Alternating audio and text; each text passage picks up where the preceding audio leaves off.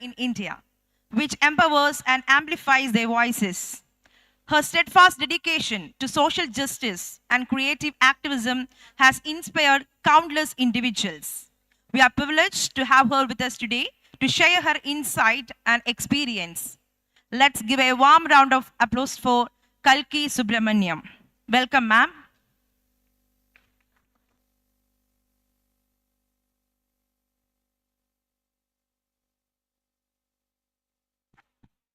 Okay. Thank you very much for the lovely introduction, and it's my honor and privilege to be invited to such a very important seminar that's happening in Irinjalakuda, Kerala. Being invited from one of the marginalized communities, the most marginalized and almost voiceless communities as a representative, and speaking about the power of literature in social transformation and social change and inclusion is indeed a very big delight, as well as it's also about sharing my own personal experiences as a transgender rights activist, as a writer, artist, as well as a social worker. I've always believed right from my childhood that how literature has great power in kindling your emotions, in making you go from from your foolishness to awareness, and from being timid and insecure to courageous and brave, and from being a very ordinary, ignorant person to turn them into a revolutionary. Some of the most revolutionaries in the civilization, the human civilizations, and also in the Indian history, are people who read a lot, people who are very well versed with other people's writings, biographies, literature, whether it's fiction or non-fiction. We all remember, we still applaud what Nelson Mandela spoke, what Mahatma Gandhi spoke, what Swami Vivekananda spoke at Chicago. We also marvel and remember what Napoleon spoke, and what Plato spoke, and what a lot of other prominent figures, Mother Teresa, Abraham Lincoln, Nelson Mandela, all these people, how their power of speech ignited the fire for revolution, freedom, liberty, and change and equality. So how do we come to know this when there was no YouTube or, proper machines to record this and all that? The only way of knowing it was documenting by writing each and every word they had spoken. And that those are not just documents, they are literature. And they are such important documents in our history. I actually got very much inspired by so many writers. Just a while ago, I was sitting in the library here during the tea break, just for 5 minutes. I read a very important book, just one page I could read because I had to speak here. The book's title was The Greatest Speeches of the World. And when I opened B.R. Ambedkar's speech. It was a speech about Mahatma Gandhi and Jinnah and a few more people. I was so moved when I read just one page of what Dr. B.R. Ambedkar wrote. You see, even now we are talking about women's equality, Dalit people's rights. Think about how it would have been 50 years ago, 70 years ago, when untouchability was so strong, when Dalit people and marginalized people did not have any voice. Women have had no power, not even to vote and all that. And transgender people, eunuch people, known as eunuchs then, the British considered, the colonizer British considered and have documented in their writings about eunuchs, what we now call as transgender people. So how they, all these documentations are all literature, and they speak about volumes about history, about our, how we have come to this space as independent. Today I see in this hall a lot of women, mostly women in this hall. And this is happening because of many revolutionaries, like so many freedom fighters, and the Indian Constitution, Dr. B.R. Ambedkar, Mahatma Gandhi, and so many other, freedom fighters and political revolutionaries who changed and recognized women's rights. And we now are fighting for, we are also now fighting for LGBTQI rights, queer rights. Women yet suffer because of gender imbalance, gender inequality. And trans people are 5 times more vulnerable, victim, and suffering because of gender-based violence, because of transphobia, because of homophobia. While the entire LGBTQI community is subject to, becomes a subject of violence and shaming and bullying, within the entire LGBTQI spectrum, transgender people are one of the most marginalized, most poorest, most vulnerable victims of violence and rejections from home. If you are a marginalized person, like for example a tribal or a Dalit or anybody, you still stay with your family, but you're marginalized. Your entire family is marginalized and you suffer.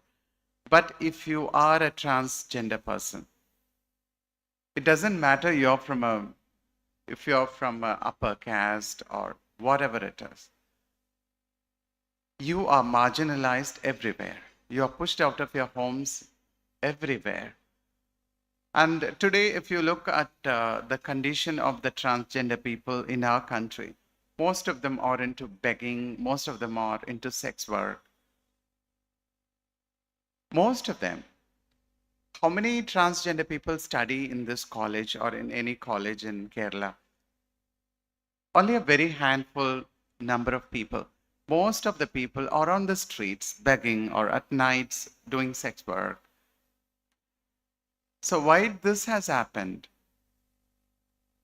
This has happened because of, it has happened even before 250 years when the Criminal Tribes Act introduced by the British in 1871 criminalized eunuchs, transgender people, not just the transgender community, but they also listed out 33 communities of people. You must read Criminal Tribes Act, the horrors of Criminal Tribes Act introduced by the British. They also, they criminalized almost 33 communities, including gypsies, Dalits, tribal communities, and eunuchs also, the transgender also. That was the time, that was the decline of all these communities. The horror about this act is even a child born in that community becomes a born criminal. Even without a police warrant, an arrest warrant, any police officer can pick you up, put you into a jail cell and beat you up and interrogate you for a number of days. And you're restricted, and also you're restricted from moving from one place to the other. You have to come to the police station, you have to sign to give a signature, your movement is restricted. So what happens when your movement is restricted?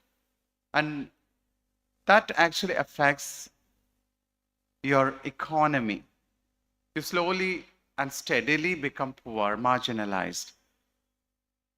So from there, that is how, if you look at some of the documents from the British Library, you would see that there are many documents that actually has information about eunuchs, that is transgender community persons in the 19th century. Actually, eunuchs were free. They were musicians. They were carrying a dolak. They were wearing women's costumes, a sari and all that. They were actually dancing on the streets. They were poor, but still they were actually performing, entertaining people. In somehow they were a part of an accepted community. Not really celebrated, but in somehow accepted. But the British, who are very famous at that time, or even now maybe, who are very rigid on patriarchy, they introduced patriarchy as well, very strongly. So their whole set of laws was also about crushing someone who is. They celebrated masculinity. They were all many of the officers were toxic men who were very toxic to women and gender fluid people as well. So they found the eunuchs to be very shameful nuisance in our society. And so they introduced the Criminal Tribes Act and then began the decline of the transgender community. And today, only after almost 260, 70 years, for the past 15 years, we are talking about trans people, our literature. It was in 2007 and 8 that literature from a transgender woman came in India, Unarvum Urvamam, written by A. Revati in Tamil. And then another trans woman wrote her biography. Living Smile Vidya wrote her biography called Nan Saravanan Engira Vidya. And then I wrote my first collection of Tamil poetry in 2014. That was the third book coming from a transgender community. In 2014, I wrote my book called Kuri Aruthen, which is also here. Kuri Aruthen, phallus I cut. And since then, we have a handful of writers from the transgender community. Only a few, like 10 or 15 only, from the transgender writers itself. Not more than maybe 25 books, I would say. But the power of how our writing has changed a generation of young people is marvelous. In 2008, when I was invited to Farooq College in Kozhikode, I was invited to speak. That was in 2008, long before. I was invited to speak at the Department of Sociology. So when I entered the classroom, all the students they found me like an alien. They were not, and students from other classes were peeping in the windows of this seminar hall. They have never seen a trans person, so they wanted to have a view of how I look, what I wear and all that. And except the professors, not even one student came near me and spoke.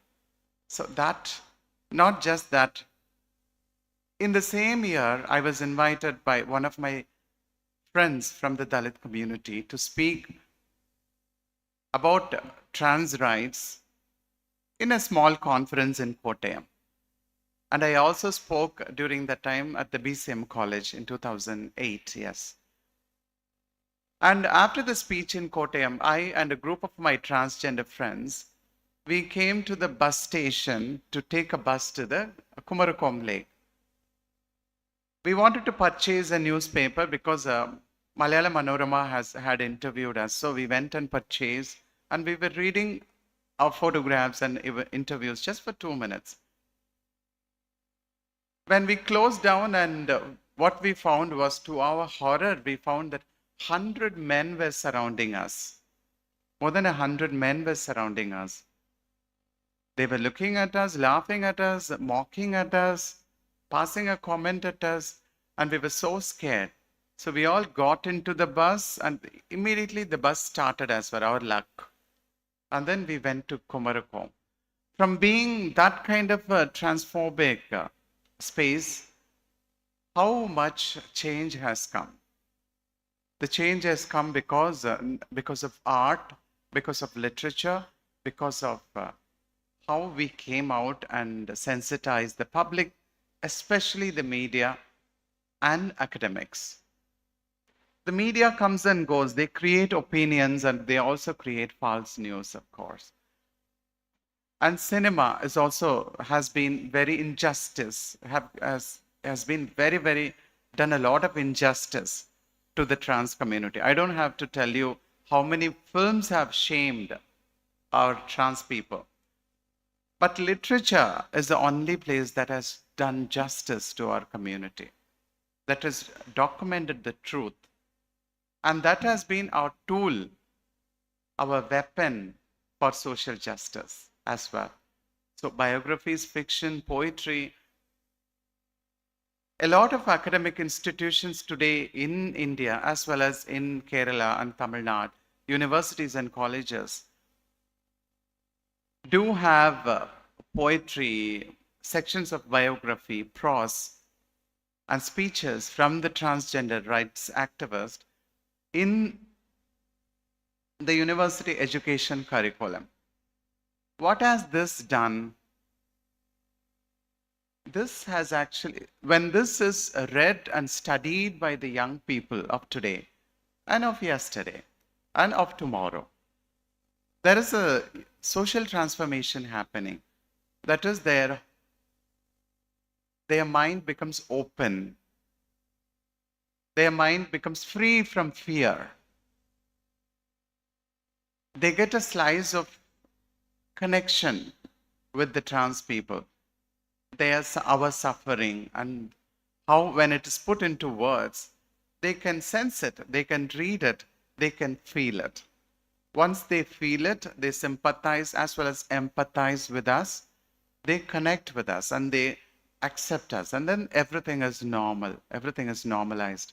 So today, 2007 at Farouk College and 2024 at Christ College is an enormous journey.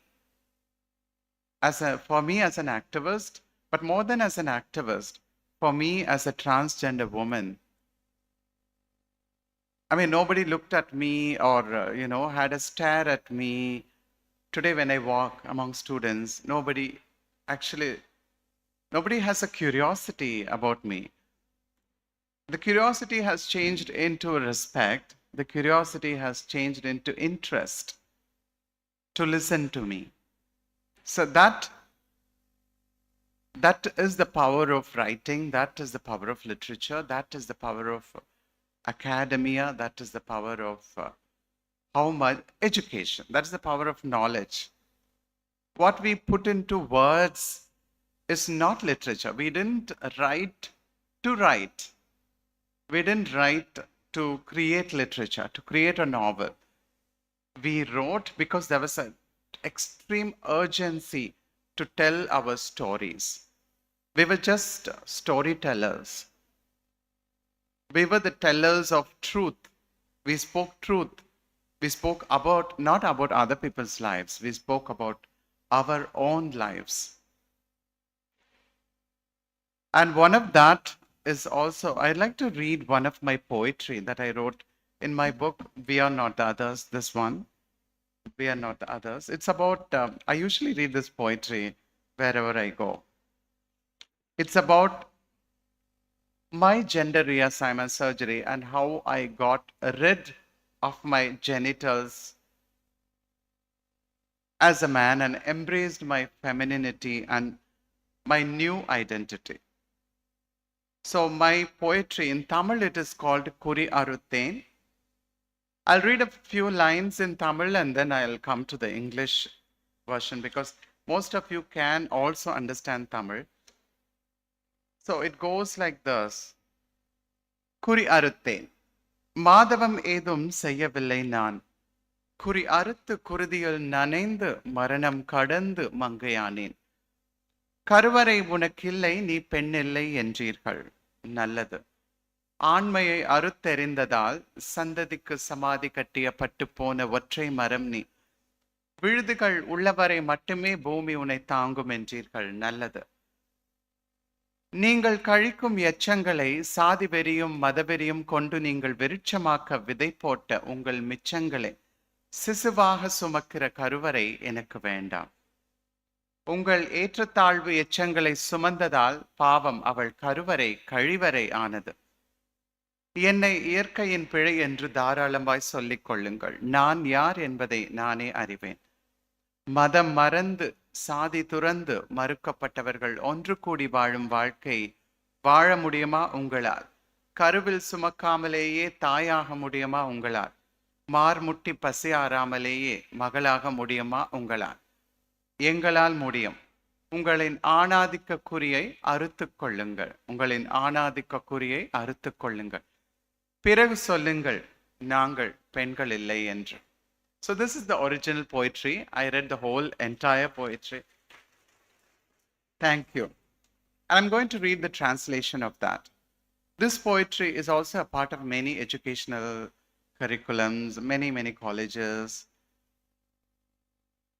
Many trans people, on the outward, they might look very traditional and, but most of us are actually very feminist. We don't even know that we are feminists, but we are living a feminist life. So phallus I cut. Through this poetry, I challenge patriarchy, I challenge toxic masculinity, I challenge casteism, also about religious fanaticism and all that. Phallus I cut. No transcendental yoga I performed to transform myself into a woman. I cut my phallus. Soiled in blood and transcending death, I became a woman. Oh, you do not have ovary, woman you are not, said you. Well, oh wait, as you have severed your manhood, you are now a desolate tree with decayed barks. You have dug the grave of your own lineage. Live you may till your roots last. The earth that bears you shall give up one day, as you have not planted your branches below, said you. Well, I do not want an ovary. I do not want an ovary to carry your excretions of caste and religious fanaticism. And I do not want in my ovary the gestation of those seeds to grow into a tyrannous tree. Many a woman, as she carried the seeds of your discriminations, made her ovary your lavatory. Luckily, I'm not a woman by birth. Luckily, I'm not a woman by birth. And that you refuse to accept me as one is in fact my real freedom. Luckily, I'm not a woman by birth, and that you refuse to accept me as one is in fact my real freedom. I do not recite the gynogrammar you have crafted. I do not recite the gynogrammar you have crafted. Call me an error in nature, call me an error of nature, or call me what you will. I know it myself for sure who I am at any given hour. Renouncing religion, casting away caste, we are united as the rejected. Can you live this life we live? Can you become a mother without carrying a womb? Can you become a daughter without sucking at your mother's breast? I can. We trans women can. Cut the phallus of your chauvinism, and then you will know who you are. Cut the phallus of your chauvinism, and then you will know who you are. And then, only then, you tell me that I am not a woman. So that's the poetry called Phallus I Cut. So many people actually might think, oh, trans people are not They don't belong here, they don't belong there, they don't belong anywhere, like that, you know. So it's not like that. We belong everywhere. And I think in so many ways I've seen trans women are much more free and liberated and living their life to the fullest. Yes, many of us are beggars. Yes, many of us are sex workers. We suffer a lot. But besides all this, we live for ourselves. We are honest with our identity. Even the dress we make is not for the society. It's what we wear, what we love. If we love putting on a lipstick, we put on a lipstick. If we love gaudy makeup, we do it. If we love a bright pink sari, yes, we do it. So I think in many ways, trans women are much more liberated. So thank you. So these things are some of the things that needs to be documented. Who will document our lives except us? So it's important for all marginalized communities, for all oppressed people, including women, transgender people, trafficking victims, Dalit communities, tribal communities, refugees, war victims, all of us have to document our lives, and that is the only treasure we carry for the future. That is why it's so important that literature has given so much of change in the civilizations. The Bible is a literature, of course. Dhammapada is a literature. Bhagavad Gita is a literature. Quran is a literature. Das Kapital from Karl Marx is a literature too. All this have changed our human evolution, and maybe for good, maybe for bad, and it changes over time. For sometimes it is good, and for sometimes we see it as a bad thing. And the discussions keeps going. But what is important is writing, documenting our lives, and being witnesses, not just being a witness, but standing up for your own rights as a victimized woman, as a victimized trans woman, as a victimized Dalit, as a marginalized person is important. If you can't stand up and fight on the road, do it through literature, because that also we can. That's also powerful. And we have seen the change. Trans people have seen the change. And from my perspective as an activist writer, I am very proud as an activist, as a writer, first of all, that I have done and still am documenting our lives and my lives. Thank you.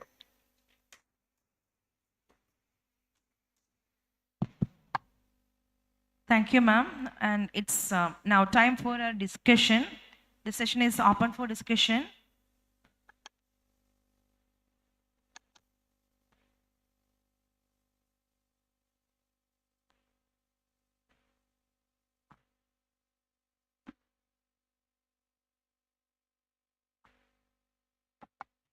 Hi, my name is Jeffrey Joy, and so my question to you is, first of all, I do follow your LinkedIn as well. So I see your like LinkedIn posts and everything for the transgender community. So thank you for that.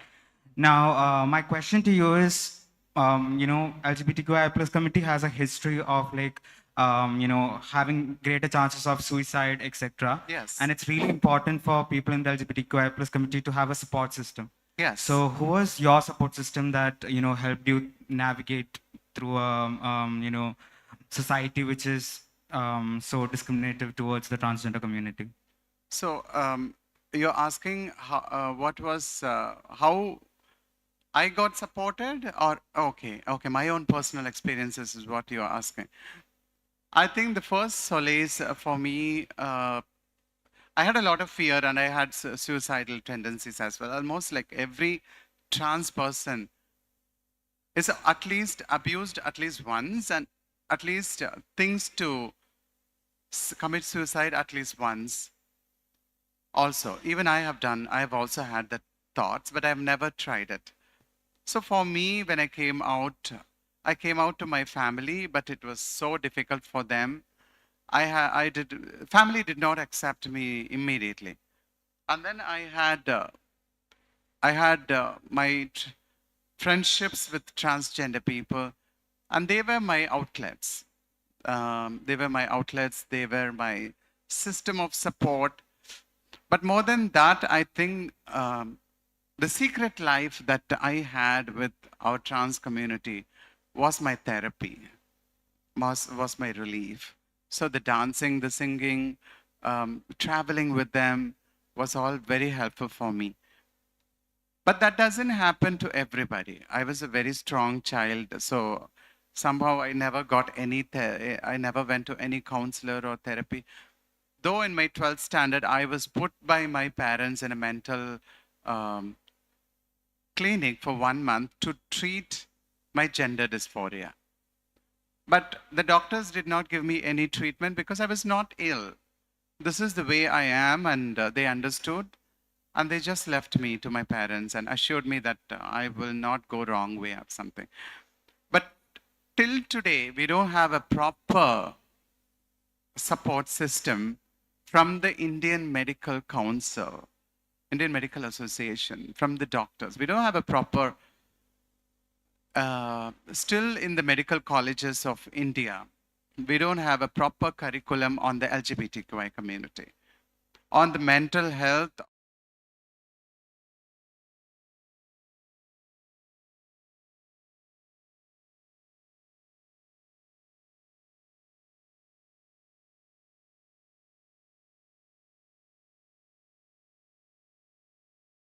the academicians and all that. But suicide is something that has to be interrupted urgently. And many of the NGOs do have support systems. But more than the NGOs, I believe that it is the duty of the government to protect its citizens, including the transgender citizen. Some of the governments actually started helpline to prevent suicide. But many have always remained eyewash. Till today, we don't really have a proper suicide intervention. I have rescued many transgender people from suicide. And our foundation's number, my personal number, is all very open on the internet and on our website for transgender people to approach. And I'll do my duty, but it's always a duty of the government to create suicide prevention. And I hope, and we fight for that. Every day we fight for that. Yes, thank you. Ma'am, I have a question for you. Yes, please. Uh, the emergence of wokeism, a woke culture, which happened over a decade ago. Which culture? Wokeism. I mean, in Western countries, several woke activists claim Yes. that some people identify themselves as dogs, cats, animals, etc. Okay. So, isn't the emergence of this wokeism a challenge for the Indian rationalists or the liberals of India who are trying to fight for the rights of LGBTQ? Also, isn't this a trump card for a sect of people? Let's say a radical right wing who consists of religious fundamentalists, traditionalists who oppose homosexuality and the LGBTQ rights. Isn't this a Yes. trump card for them? So, if so, how activists like you are going to face it? How are you going to tackle them? How, along with defending the woke culture, also at the same time fighting for the rights of the LGBTQ community? Thank you for asking. I don't think we do have such a strong culture in India.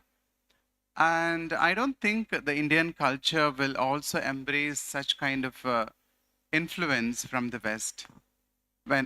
Yeah, your opinion. I mean that. The rise of such a woke culture, isn't Yes. this a chance for the radical right wing? Yes.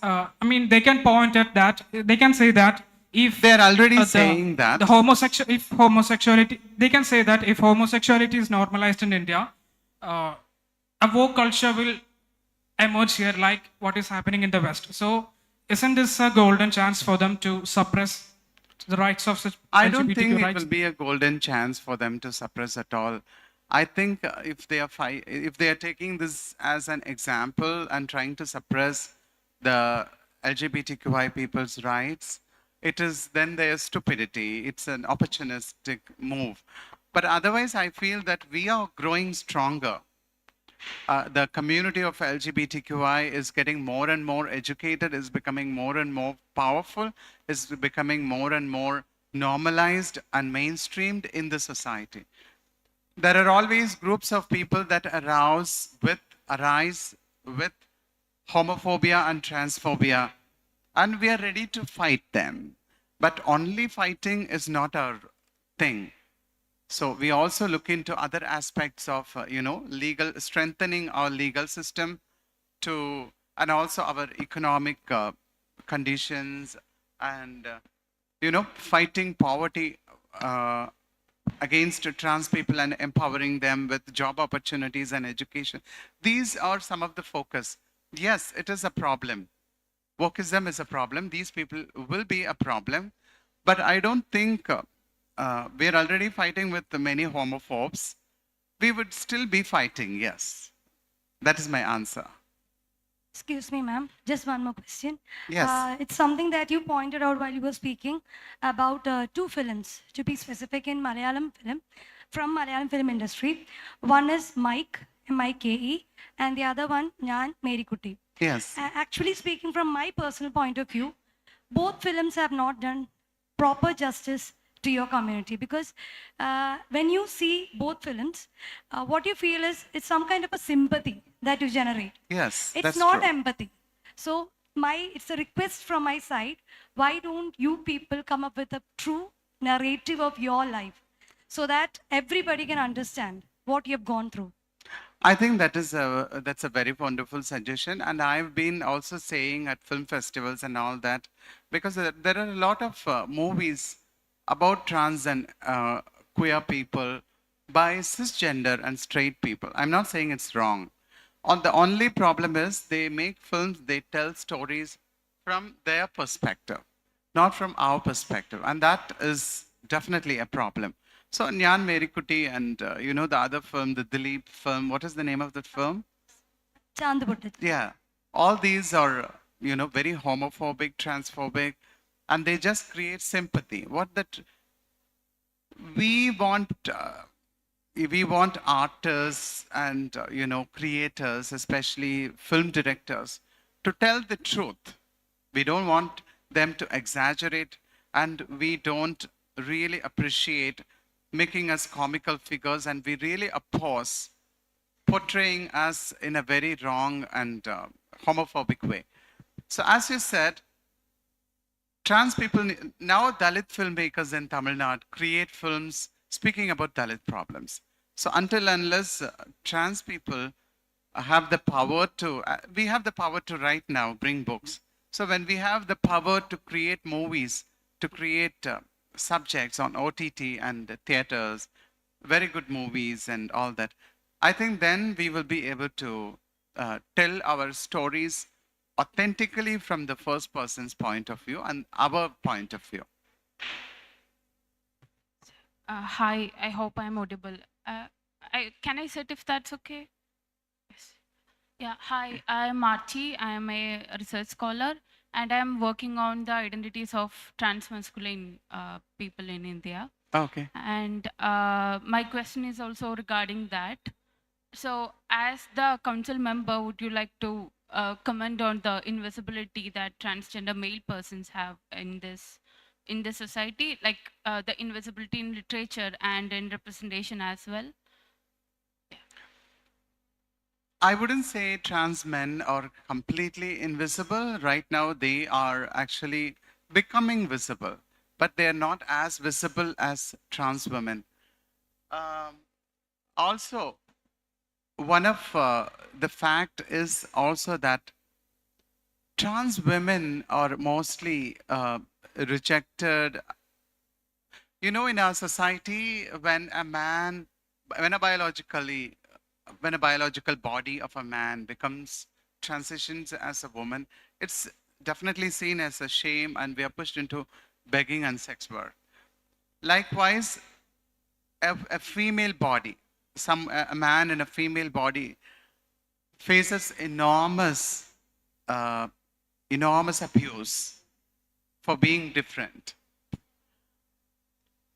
But in many ways, trans women have always had the freedom and the support from other trans women who embrace them. And even if when they go beg and do sex work, they beg together and they do sex work together. They live together. Such a support system is there. But for trans men, yes, such a support system is not there.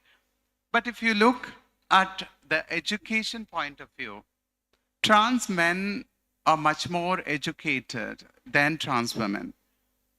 I do not understand how that happens actually, but trans men, I've seen that many of them are much more educated than trans men. I'm not saying they are very, very educated, maybe 10th or 12th standard, many of them. On a general note, trans women are into begging and sex work, and trans men are also living a very poor life. So far, the narratives from trans men have been very less because of this invisibility. And trans activists, we talk about when we talk about trans lives, we talk about trans women's lives, trans men's lives, as well as trans intersex people's lives. But for me, as a trans woman, I represent trans women within the entire community. Particularly, I represent trans women because it is mostly the trans women who are on the streets begging and sex work, not the trans men. I've never seen a trans man do it. So I fight for our community's rights on a general way. But yes, trans men are invisible, but they are also getting more and more empowered in our society, and we hugely power their voice, support their voice, and stand with them, fight with them, be with them, and we fight for them as well. Thank you. Thank you all for your insightful question. And thank you, ma'am, for your inspiring talk on the transformative power of literature in marginalized population. Yes, let's see the change. Thank you. Thank you so much, ma'am.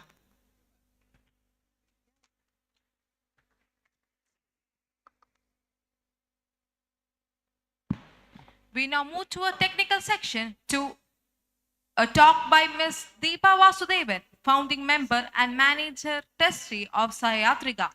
Ms. Deepa is a dedicated activist and visionary leader who started Sahayatrika to support lesbian and bisexual women in Kerala.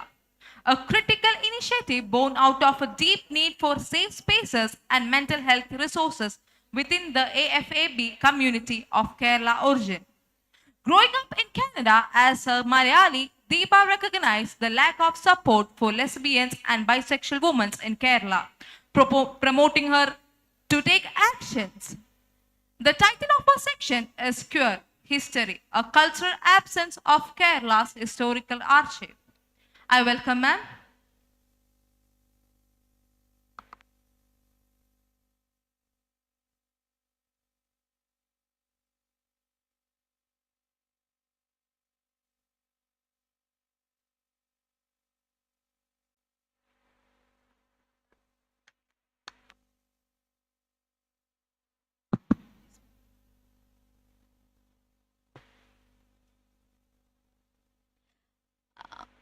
Hi, everyone.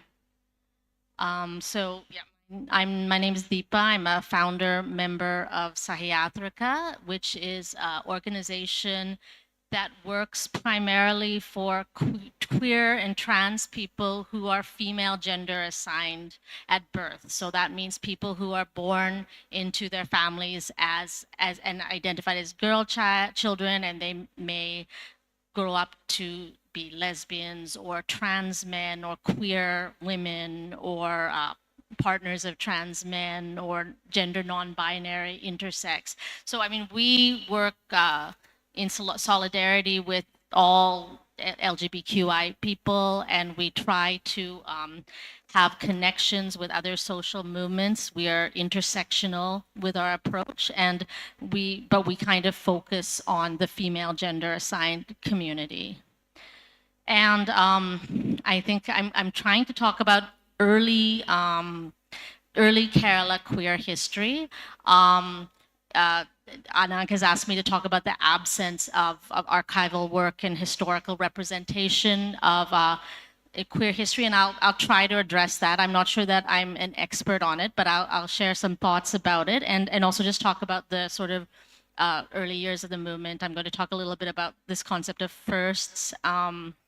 So I don't think my organization, Sahayatrika, it wasn't the first, necessarily the first LGBT organization in Kerala, or maybe not even the first LGBT organization that still exists. You know, that might be Malabar Cultural Forum that was started in 1999.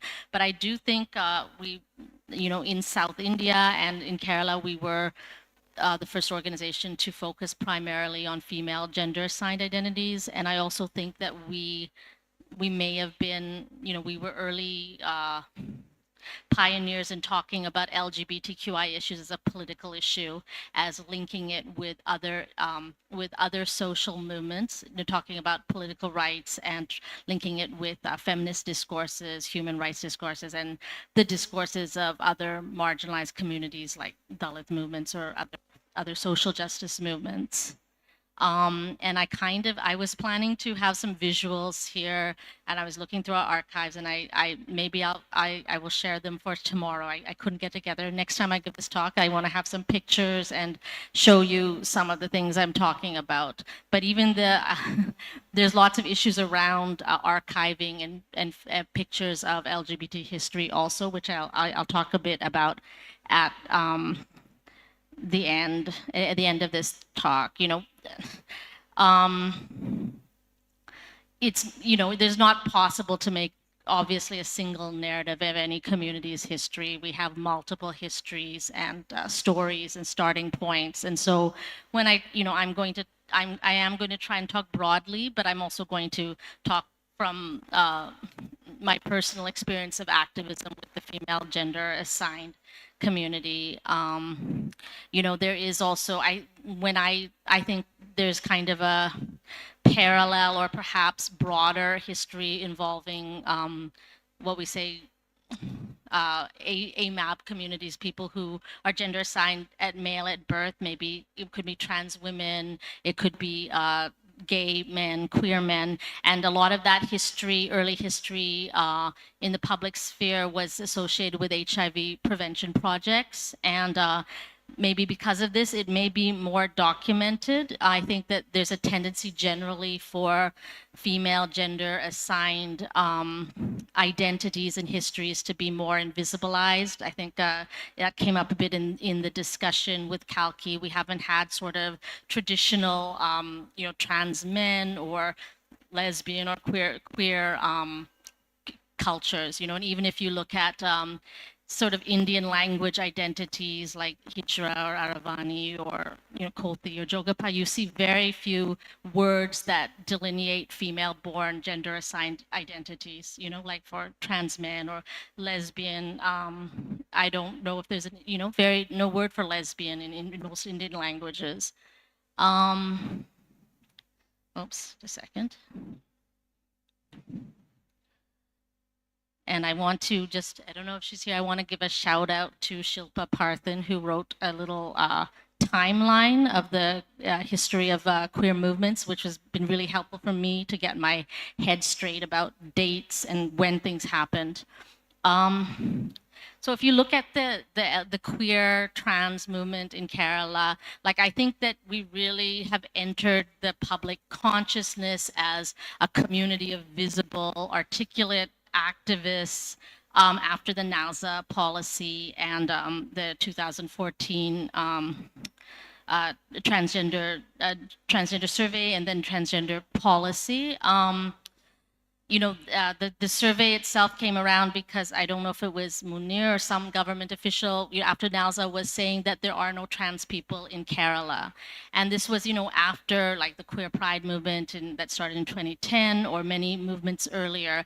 And I think like after 2014, suddenly you had you had people coming forward, like you had especially in the beginning, trans women, like you had communities, because there's not, there haven't been sort of traditional trans feminine communities in Kerala the way they've been in other states. And so after and during the process of the transgender survey, many community people were coming forward. They were speaking in public spaces, they were speaking with government, and they were very kind of articulate about their politics. And along with that, many other identities also were coming forward, gay, lesbian, trans men, but I think that even within the movement, many people don't know much about the queer and trans history before 2014, and also after 2014, there's a lot more sort of social media, so people are constantly documenting their own stories, whereas before that we didn't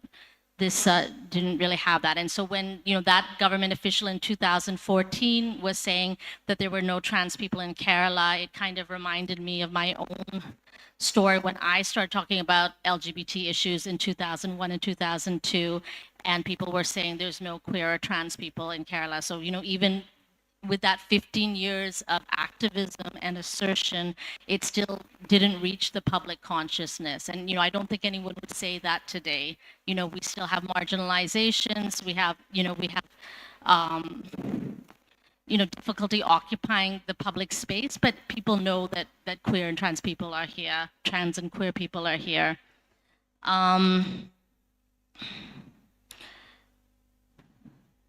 So I think people are more aware of, even within our community, maybe more aware of international movements, like sort of the history of Stonewall, or sort of international identities, or about, the sort of documented histories after 2014. So I wanted to kind of talk about this lesser known period, and also address this question of historical absence and lack of documentation, both in the early stages of our movement and also in the pre-movement. And I'm not an expert on this at all. I'm I'm talking from an activist perspective. So I know some of you are scholars and academicians. So I'm very open to hearing about your thoughts on it as well.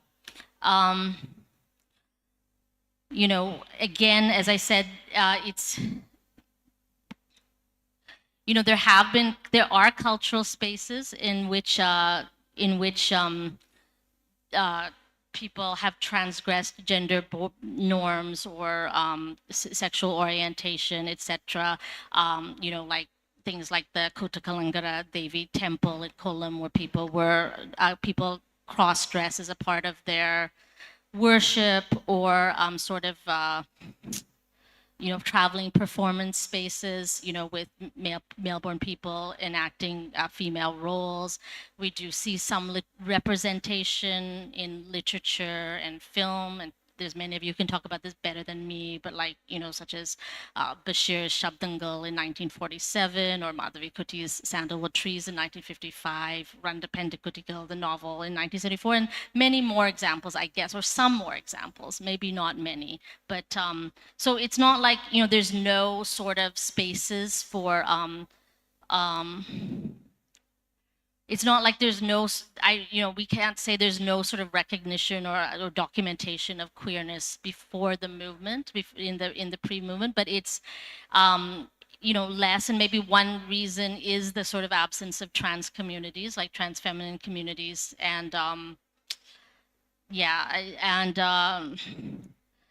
I think that in terms of the early movement, having less documentation is also the issues of visibility were different. I mean, not different, the issues are still there, but I think that generally, like the assertion of queer and trans identities has been related to public policy. So like if, for example, when the government started doing HIV and AIDS prevention, suddenly, there weren't a lot of Malayalam, there didn't seem to be a lot of language in Malayalam for queer identities, but people started embracing this concept of MSM as an identity, you know, or after the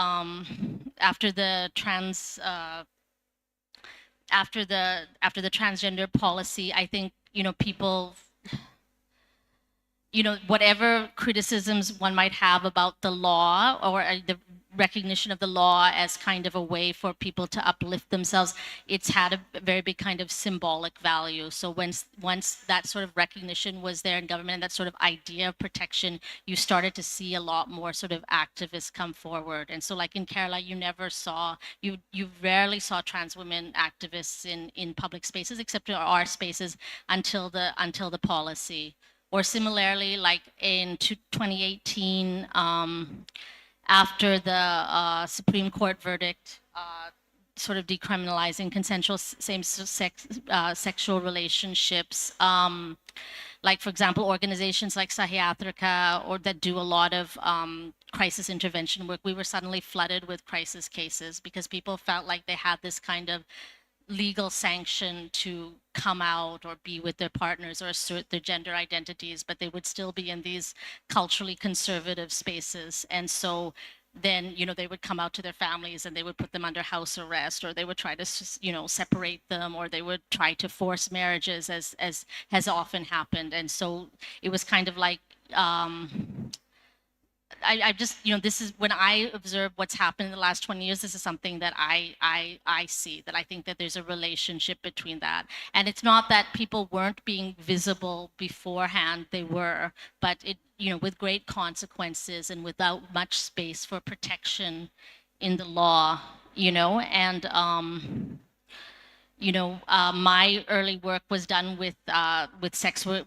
I mean, I started a project that was for female gender assigned people, or for, you know, it started out for lesbian, bisexual women, and then many of the people were also transmasculine, and so it became a sort of broader community that we worked with. And I first started with the working with the sex workers movement, you know, because the feminist movements were not that open to being public about it. And within that movement, there was kind of a strong drive for people to be visible, you know, but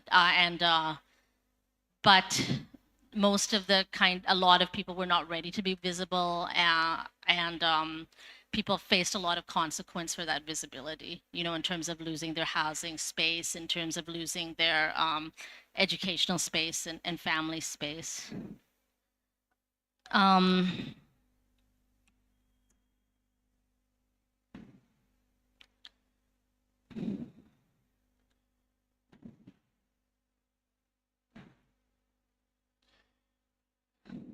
And so, you know, something we see that I think is really important and valuable, like in this era when many queer and trans people are coming forward, is this kind of idea of being first, right? So having the first transgender relationship, or being the first poet or writer, and it's, you know, it's an important thing to do, to assert one's existence and one's achievement as a marginalized sexual or gender identity. It can be a revolutionary thing, you know, but I also think that when you look at the history of queer and trans people in Kerala, you sort of always have a predecessor. There's always people who came before you, and if you really are the first, maybe you are in a position where you can be visible. And I think it's just a good, you know, I think that people like younger generation queer and trans people would do well to know more about the history before 2014. I would do well to know about, you know, who was there before I started doing work. I think it's good to have that sense of groundedness, and, you know, especially when there's so little documentation of it. So you know, my story is that I'm a queer Malayali person who grew up in Canada. So I'm a diasporic Malayali, and I came here to just kind of learn some art and learn my language and learn my culture. But as a queer person, I tried to reach out to people, and the people that I met were very marginalized. and I ended up starting this kind of experimental project with Jayshree and Maitri and Firm, who were working with sex workers and working with aid prevention products. But there are, if I look at the movements that were working with queerness before me or organizations, I mean, the sex workers movement at Kerala Sex Workers Forum is a big one, especially since they were also working with male gender science sex workers, CBOs, community-based organizations of trans feminine and queer men. I'm using my language for that, that became formalized through HIV projects. So things like the Malabar Cultural Forum in 1999 or other groups in the early 2000s. Dr. Murali Mash has talked about a group called Men India Movement in the 90s, which was kind of like urban, more urban, middle class, upper class gay men, and kind of a social space that they'd made. In 1995, there was a news report about some girls in Trivandrum who'd started a club called the Martina Navratilova Fan Club, which was kind of a lesbian space, and they got kicked out of their colleges before that. When we started our first project in 2002, already there was a film called Anpu, which was a film about a person based in Trivandrum, based in Kollam, who had gender affirming surgery. And he was from a fisher community, and the family said it was to support the family, but that it was like a kind of thing. Or there was an article in Madhubhumi magazine about a woman who owned a toddy shop who was living with her partner. So I guess I'm saying these things because I just want to say that queer and trans people have always been in the society, and people have been finding ways to survive. And I think that there's an idea that if we want to know our history, we don't only want to know the history of oppression. You don't want the history of the community to only be on oppression. You want to also kind of see where people have survived, where people have resisted. That I think that our histories need to include that. And often as activists, we talk about our marginalizations and our sufferings and things for people to recognize us as valid.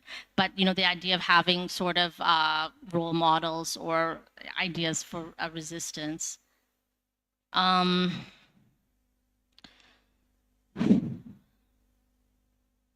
But I think that, in the early 2000s, there was kind of a lack of social political discourse, talking about queer and trans people as political subjects with a right to life and dignity, or the right to constitutional protections. And I think that the work that we did and other activists did, kind of started that conversation.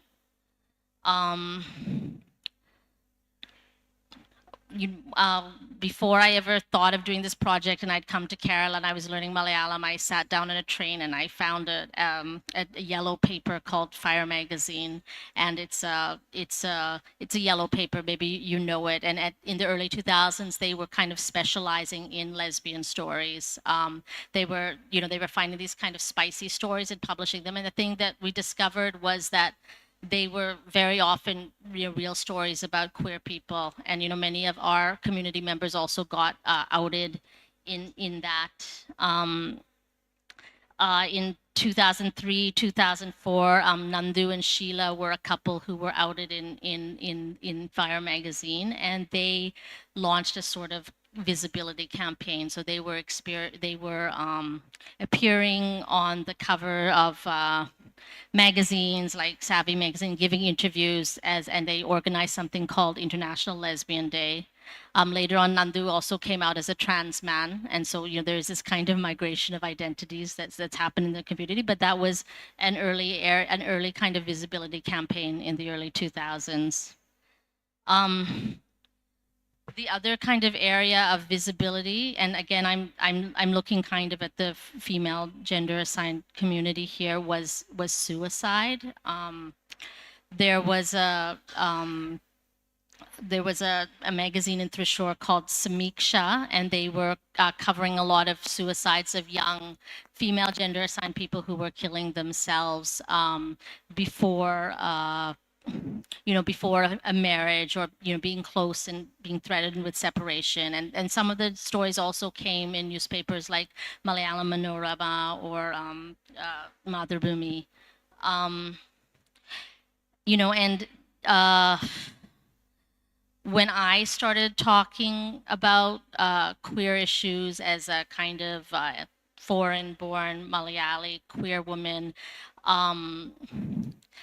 that a lot of the issues, a lot of the resistance from progressive movements was this perception that LGBTQI issues was an elite issue, that it was a Western-based issue.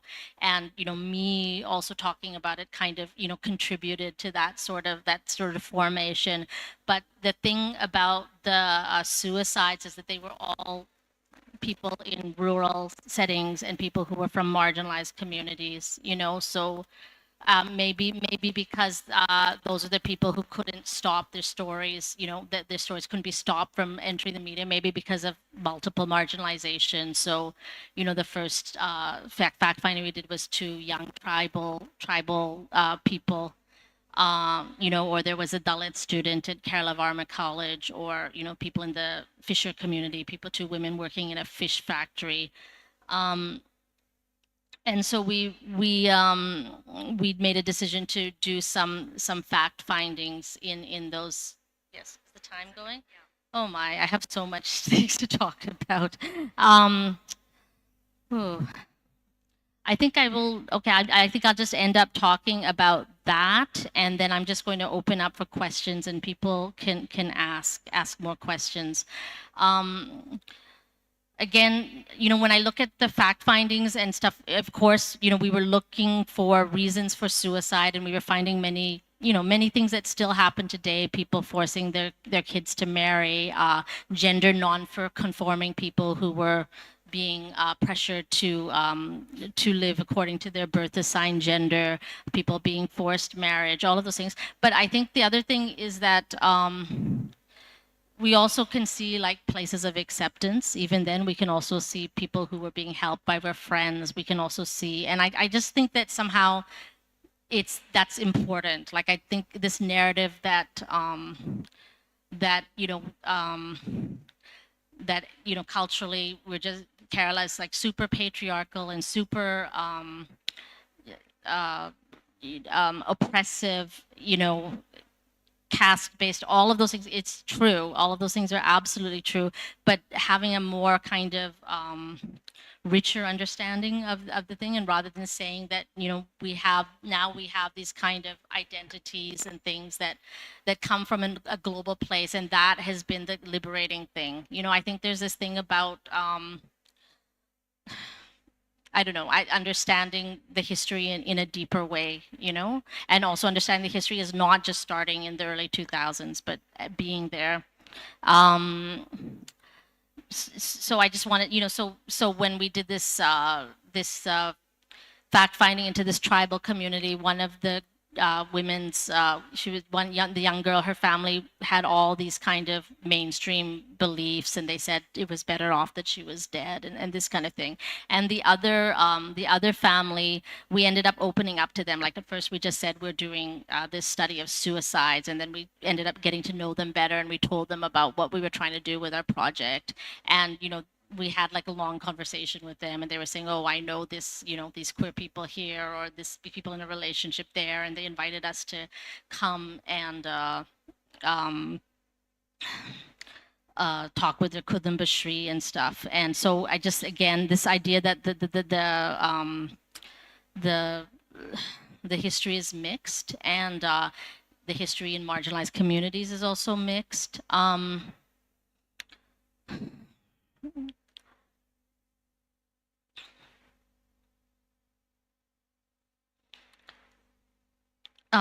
In the early movement, like when I started talking about doing something for queer women, and initially I had just met kind of more middle class queer women that I had met on the internet, and people didn't want to be out. You know, people didn't want, they didn't, not that they had to be out. I wasn't expecting that. I wasn't really that out, but people didn't want, were very scared of coming together and collectivizing. And the people who ended up being part of our core community were the people who had left their homes in crisis, the people who didn't have other social support, who very often were coming from marginalized caste and class backgrounds. And I think it's quite important to recognize the contributions of early leaders who actually came from like marginalized backgrounds. You know, there's a kind of idea that, you know, that is partly true about, you know, queer movements being kind of, you know, Savarna and upper class and this, and you know, maybe I also am a representative of that part of the movement. But you know, if having traveled with the community, I know that if you look at most community leaders before, who were in the movement before 2010, they were mostly people who come from marginalized backgrounds. They were mostly people who are coming from working class backgrounds, because the more privileged queer and trans people didn't want to lose their, you know, their safety, and these people, they didn't have something to lose. And I think that when we talk about the history of the movement, it's very important to acknowledge these people and not to kind of erase them in, because often it's more privileged people who can write about themselves or talk about their journeys. I think I'm just going to end with that. It's a little bit more disjointed than I had planned it to be, but and there's many, many things to talk about, but maybe I'm just going to open it to questions right now. Does anyone have any questions? If not, I'll just talk some more.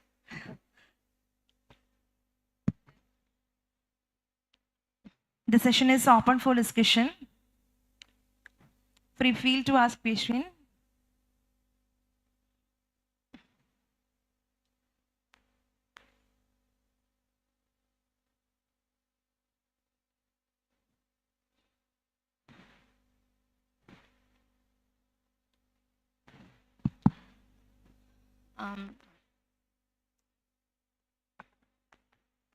Hi, Diva. Hi.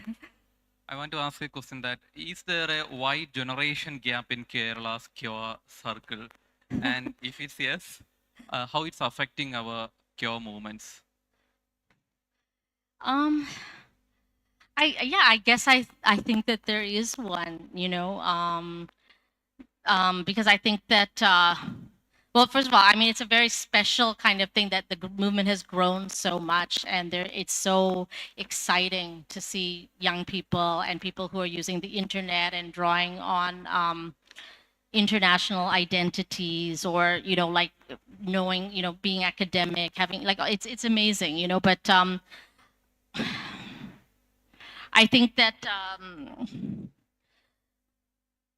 yeah, I think that many people from the early days of the movement, they have it's been difficult for people to stay involved in the movement, you know, because of their struggles and because of, you know, just having a lot of change. And I think that, and for people speaking quite different political languages, you know, and I think that it would be a very good thing for us to, you know, especially when we look at, like, say, what happened with Queer Pride this year, or that, you know, it would be good to kind of start those dialogues and discussions. But people also need to be in a place where they can listen to the other side for both people, you know, like for both sides, you know. And yeah, so yes, I guess I wasn't thinking about it, but yes, I think so. Did people understand me? I know my accent is different.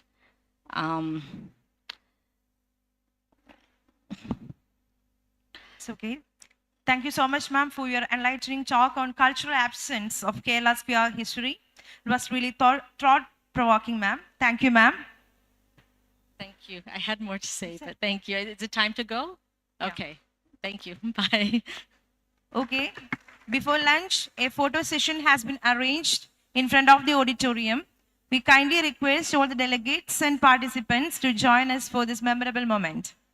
And we will resume this afternoon session promptly at 2:20 p.m. So please return to the auditorium by 2:20 p.m. Thank you.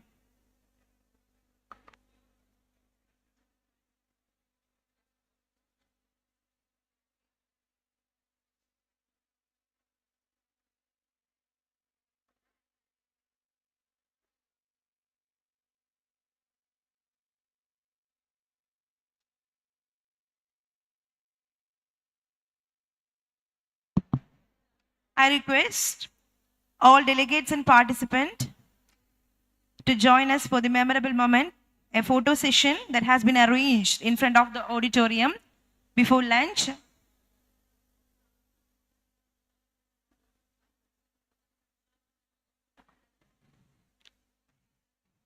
We will now break for lunch. Lunch has been arranged in the auditorium. Volunteers, please assist in guiding the delegates to the washrooms and dining area. Before that, a group photo session has been arranged in front of the auditorium. So we kindly request all delegates and participants to join us for the photo session. Please.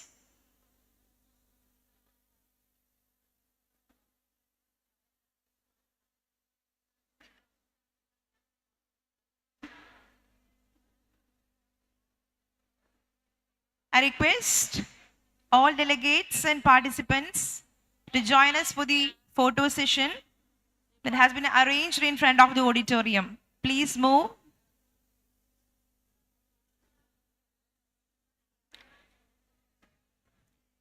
We will now break for lunch. Lunch has been arranged in the auditorium. Volunteers, please assist in guiding the delegates to the washrooms and dining area, and we will resume the session promptly at 2:20 p.m. Please return to the auditorium by 2:20 p.m. sharp for the afternoon session. Thank you.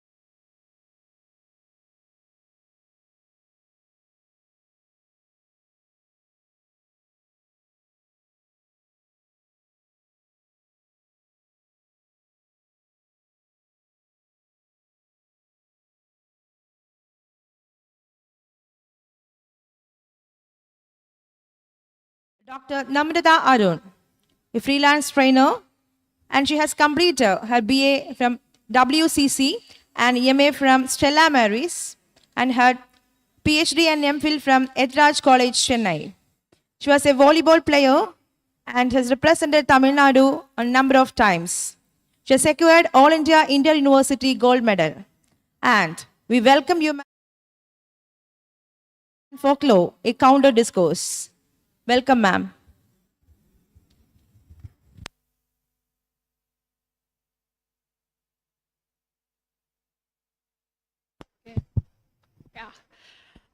Greetings, everyone. Yes, good afternoon. I know it is actually one of the most difficult session to stay awake, and it's really hard to grab people's attention during this time.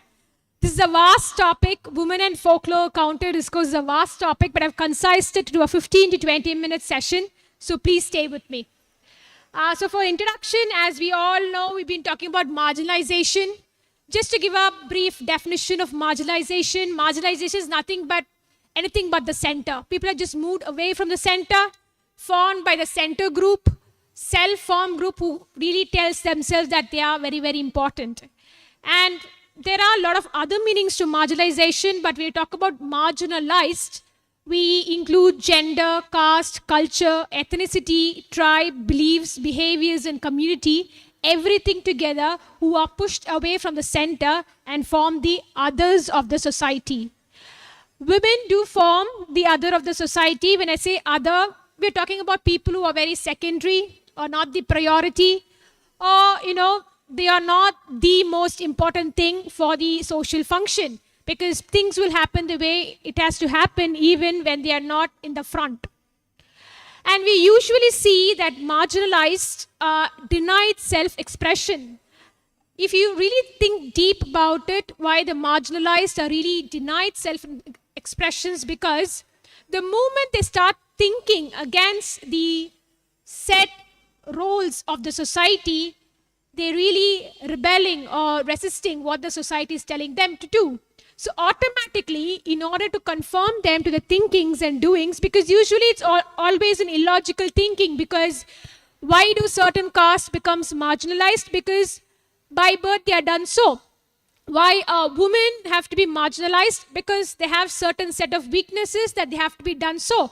So there are set rules that have been passed on from generation to generation, and to stop people thinking against it, or telling others, I think this is what is happening. Because once you start expressing, you are creating your own identity, as well as creating awareness among everyone regarding what you're going to talk about against the normal social norm. But as you're talking about women and marginalized community, do we really see them that they have a way to express themselves? Yes, they do. There are a lot of ways women and all the marginalized community express themselves. And one of the safer ways to do is by folklore. Folklore is a tool of expression for so many generations after generations after generations. To give a short introduction of the folklore, folklore is called as the autobiographical ethnography of people's own self, which means any folklore we really look at, we analyze it, when we decode it, we get to see the psychological element, cultural element, economical element, political element, social element, emotional element, even occupational element in it. And it's always a socially sanctioned outlet of expression, because this gives a space that is socially sanctioned for anybody to express themselves. And even when you talk about folklore, it's an oral literature. Few part of genres of folklore are written, few are really like customs are followed, there are paintings that are done, and few forms the oral literature. So when we talk about oral literature in folklore, it is actually in par with the written literature, as A.K. Ramanujan and all the other scholars talk about these texts that have fixed components, formulas, they have all the traditionally defined motives and narratives in it. So these folklore has so much of value in it, they kind of validated document. Anthropologists use folklore to study a society. Right from far back, we talk about 2,000, 3,000 years ago, or we talk about even our own Indus Valley civilization. folklores are really seen and collected to really study the society. And folklore can be divided, classified into many, many categories, but to form an easy way of categorizing them, there are oral literatures, material cultures, social folk customs, and performing folk arts. And the most common genre that is always found in most of the societies are myth, legends, folk tales, folk songs, folk musics, riddles, dance, and charms and epics that have been formed. And the basic functions of folklore is they have several functions that validates the cultural element of the society. The wisdom of the community is passed on. They also use to exert and exercise social pressures. And they also use to spread socialization, integration for entertainment purposes, recreation purposes, to escape repression, taboos through fantasies, and is also kind of a mass communication for propagandas, and also to transmit ideologies, political ideas, values, and social ideas to the next generations. So as we talk about functions and we talk about women, we're going to focus on folk tales and folk songs alone, and folk tales which are passed on by women, and folk songs that are sung and passed on by women. We're just concising to that area, but there is a huge area in folklore, in folk tales and folk songs who are sung by men, by other marginal communities as well. So just a general introduction of folk tales as we get into deeper into women-centered folk tales to see how women use folk tales to create a counter discourse. So India folk tales, it has all the Indian cultural elements in it, all the relevant set of symbols in it. So usually when I take out folklores or folk tales, you have to really study, decode it. There is a lot of symbolisms in it. So we have used constructionism or comparative study or structuralism in it so that we decode the elements present in folk tales. And when we talk about women-centered folk tales, we talk about folk tales that are centered around women or passed on by women. So imagine 200, 300 years ago, we have women are the heroes of the stories, and women are passing down their stories to next generation, right? They are the one who are talking about themselves to others. Such a kind of expression is said. And women tales usually talk from a woman's perspective, separated from the men's world. And they also usually talk about the role and position of women in society. And folk tales gives the voice for women to resist the patriarchal hegemony. Few folk tales are taken from the book A Flowering Tree and other books, which was collected during 1997 and so on. So what do these folk tales contain as we're going to go deep into it? Women very subtly resist the society. They had the liberty to joke about the men's masculinity. They had the power to put forth their things, their thinking. Imagine we're talking of women who are very intellectuals. They discussed highly political things in their own folk tales as they're passing it down. They will be able to resist the norms of what is happening within the family, because when you talk way back, when you talk about Vedas and all those things and Dharmashastra laws followed from the very term of being the Pativrata, the sacrificial woman, the woman who's holding the whole community, are passed on from those things. And we have women who's talking against it in a very subtle way. And women in all these folk tales or folk songs think independently. They're not influenced or suppressed. They think independently. They behave. They very much have a lot of evidence how they resist the society by thinking independently. And they go against the stereotypical type of woman, how women should be. You will see a lot of folk tales where women are portrayed in a very, very against the society manner. So women are shown to be cleverer than men. They are depicted to be capable of behaving independently. They even challenge men and win over it. So they resist the patriarchal hegemony, but they are not punished for it. So they were so clever to do it with the folk tales and folk songs were sung through it. So they were against the patriarchal hegemony, resisting it, but they evaded punishment. So 4 folk tales has been taken to just move through it. So I just have 15 to 20 minutes of time to go through it. So in the wife who refused to be beaten folktale, here the woman is associated to being very brave. Usually women are not associated to being very brave, because here you see a woman is actually saving her own husband in distress. The reversal happens here. A woman is saving her husband in distress. This is portrayed in folktales. but still she's a good wife because she is not conforming to the patriarchal norms of how a wife should be, how a woman should be, but still she's being a good wife in her own terms, saving her own husband when he is in distress. And another folktale where there is a sesame oil trader daughter, we get to see this woman is way more cleverer than the king who's ruling the kingdom. These characters projected in that way, saying that even the king doesn't possess the wisdom of this woman. Imagine that you talk about it now. Imagine if we say we have women are cleverer than the people ruling our country. How it will be, but they did it. This was really collected in 1997, but the folk tales were in circulation more 200, 300 years ago. These are just collected, but things were passed on, taught, expressed way more. And in Sisters Woe, it is very interesting when I read this folk tale about it. Here, very clearly, this woman talks about her own dignity. She says, as a woman, I have dignity, and I have the determination to achieve or accomplish. That's the woe she has. She vows and she accomplishes it. And in another folktale, The Clever Wife, we get to see the success of women over men, insisting on women being a clever and braver than men, portraying that women have dignity and determination to go on in their life. All these folktales were really interesting for me to read through it because it was very, very surprising to me to see these folktales are still in circulation.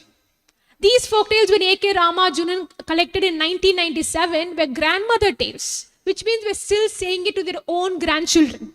Talking about these folk, they were collected through the mouth of other people. They went on practically on field work, they were collected, and they were actually saying women were the heroes of the family. Women were cleverer, women were brave. All those things are happening by women expressing their own identity in folk tales, resisting the patriarchal hegemony. Next, just moving on to folk songs. Here, what happens is folk songs like folk tales are very anonymous. So when I say anonymous, you see a lot of folk tales doesn't have name authors. No authors. And in folk songs, there are mostly no authors at all. It just passed on from generation to generation. And in folk songs, they are sung privately and publicly. Because it's a different set of genre, it is sung privately and publicly in public functions or in privately among the women's circle it happens. Folk songs are really classified into all these above category, ballads, love songs, work songs, play songs, devotional songs, children game songs, lot of songs. But again, I'm going to take only songs sung by women. There are a lot of songs sung by men in work, which really give a lot of inputs. But I'm going to take only songs sung by folk songs sung by women to give us a deeper insight to us.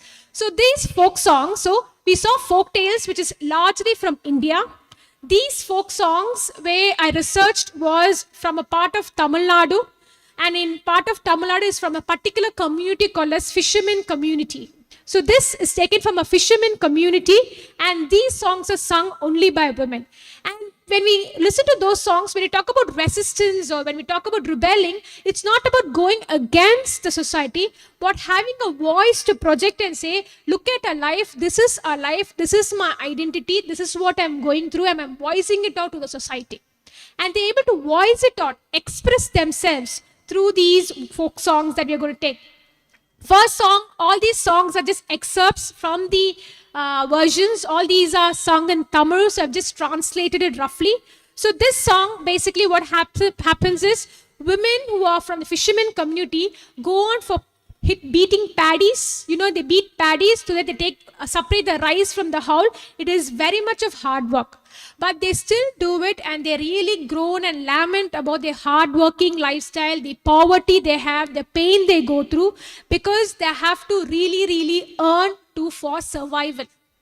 Women go out and work so that merely they could survive. So they contribute to the economic condition of their own society, own family, the financial condition of their own family. They work hard to do it. They undergo a lot of laborious pain, labors going through it. So they really support their family. And there is a poverty line that is really, really underlining this area, telling them we are still under the poverty line, even though we work harder than we used to be.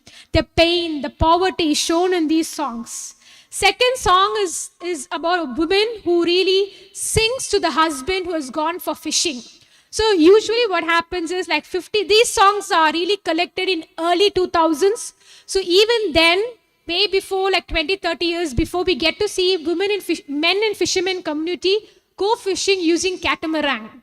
Only recently, like 10 years ago, they used motorboats. Before it was like catamaran boats. So catamaran boat is very difficult to get. They get into the deep sea because of the wind or because of the tide. They're pushed away from their own shoreline. It's very difficult for them to come back. Sometimes it takes them weeks, months to come back, and they do not have proper communication system for them. Sometimes they just die there. They don't know after a point because they wait for weeks. So women wait for weeks and months just to get the news that their husband is dead. This is the uncertainty of life they face. The women are there, sitting there in their own homes, crying their heart out, looking out for their husband who hasn't come back. They're just lamenting over the situation they are in. And usually what happens in communities, as we talked about, they go for fishing, but sometimes they catch fish, don't catch fish. Sometimes they get huge amount of fish. If their tide is really bad, they don't go for fishing. So there is no money for them. That's where women has to go for work. And here we see men, they also lament over men, looking forward to them to come back home safe after their own occupation. This is also interesting. Here we have another folk song where a woman showing her own intimacy with her own lover. Here we have, imagine this 100 years before, a woman is saying to her own lover that come to a place without so nobody knows so that we can be in an intimate relationship. We now we talk about women can really shout out and say, we have our own intimacy, we have our own affection to be shown, but this happened even 100 years before. Sung by women to other women in their own circles, expressing their own intimacy level through folk songs in a fisherman community that we're talking about.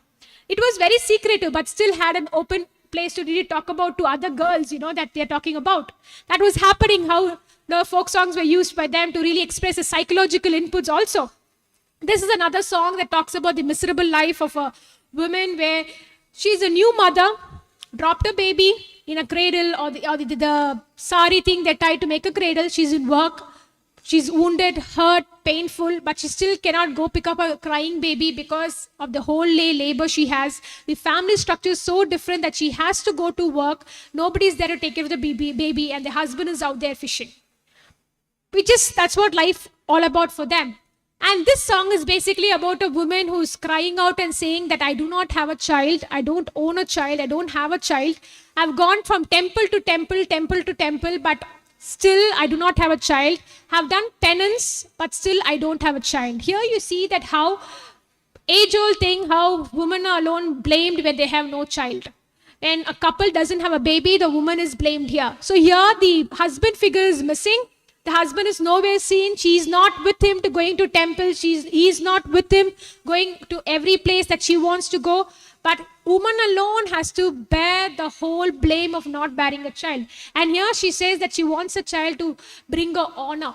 She's literally talking about having your honor in her own life by having a child. So you can see how women were able to express their own pain or hard work or talk about their own poverty, talk about their own intimacy level to the society, because these are very marginalized group. We're talking about very, very marginalized group, and this spreads. Folk song really spreads, talking about each other. If we could read their folk songs and analyze it, we could really see how these women have suffered so much just to survive. That's how their life has been. So as we're talking about, folklores, usually we think folklore is like something about the past. It's not even available now, not even here. But actually what happens is folklore is not related to something of the past or illiterate group. Yeah, 2 minutes. Yeah. Illiterate group. So usually it's very dynamic and have behavioral patterns to it. So in this modernized society, the industrialization and modernized society have all become a part of folklore, that it becomes a source of folklore. So that's where the term urban folklore has come up, talking about folklore in urban society, which means we are still living in society where urban folklore is still around us. So one of the urban folklore is chain letters. Chain letters are nothing but where, you still get the meme post that he says, if you send this to 5 or 6 people, you have good luck. and then they send 5 or 6 people, and 5 or 6 people, goes on, the chain continues. So one of the chain letters was collected in the recent times. This was done in US. So urban folklore is really developing in India because we're just trying to discover a lot more about it. This was written by a daughter to their parents. So now these parents have sent their daughter away so that she could have education. But this song, very humorously, this chain letter, very humorously, that is the college girl's letter home, talks about the parental anxiety. The parental anxiety basically is, will my daughter get good marks? Will she have a wrong boyfriend? Will she get pregnant? Will she end up having STDs? Will she have accidents? Will she finish the course and come back? Those were like parental anxieties they had, and this daughter cannot talk against them and saying, no mom, I'm not going to get pregnant from college, and they're going there for education and studies. But she cannot do that straight to their faces. So what happened, these chain letters has been circulating with their own advantage of expressing themselves as well as of letting their own voice out to know, so that they may humorously joke about the middle class parental anxiety that's been happening. So to conclude, it's just a beginning of the folklore and women you're talking about. Is a vast place to really talk about. But folklore has always been voice, and it always been a tool of resistance. With all its limitation it has, it's still been a voice, still been a tool of resistance for women, for men, for marginal communities, for every individual who wants to voice out and talk their own thoughts out. Yeah, thank you. Thank you, ma'am. And the session is open for discussion.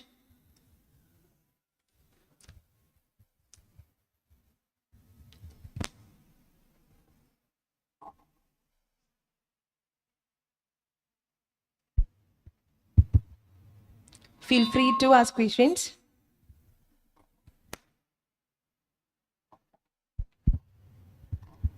Thank you, ma'am. It was a prominent session. I lived in Pondicherry 2 years and had a close sight with the fishing community. And I observed that the women, even they can't stand upright with their stoop back, they get into bus with their big vessels and they sell fish. So, ma'am, can you state what will be the all social factors that led to these kind of autonomy and mobility, even at this old age for that women? Yeah. So one of this is the economic.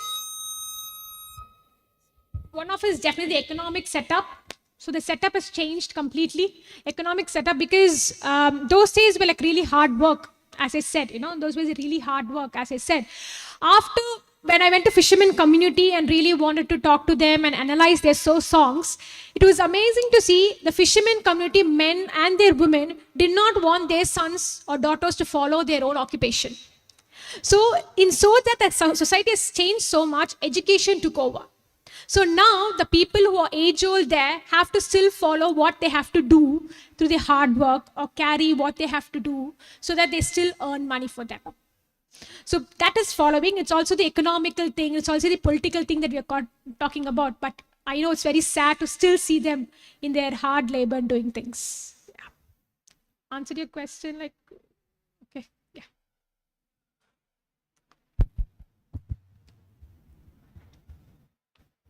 Thank you so much, ma'am, for your insightful. One question. Okay. Oh, you can shout out, no problem.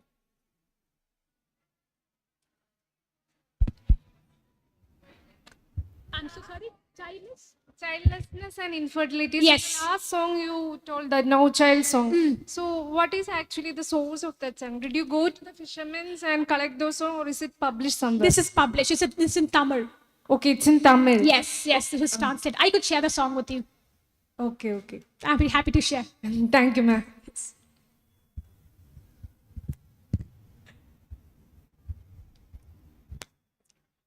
Yeah. Thank you so much.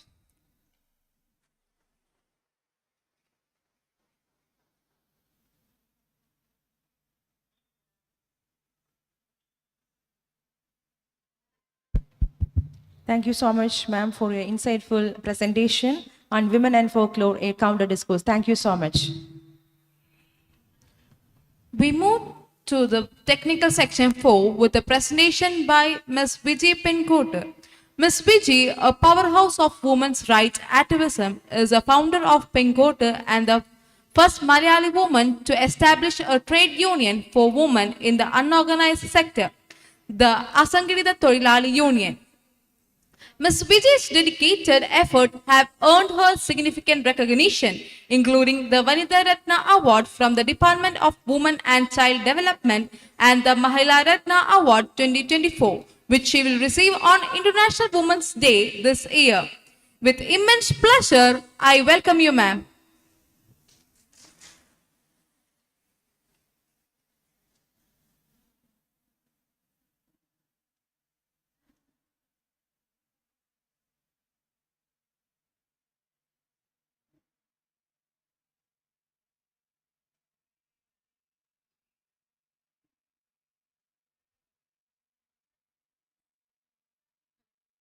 Okay, thank you. You want to sit and talk? I Then I think you can take your seat. That's, yeah.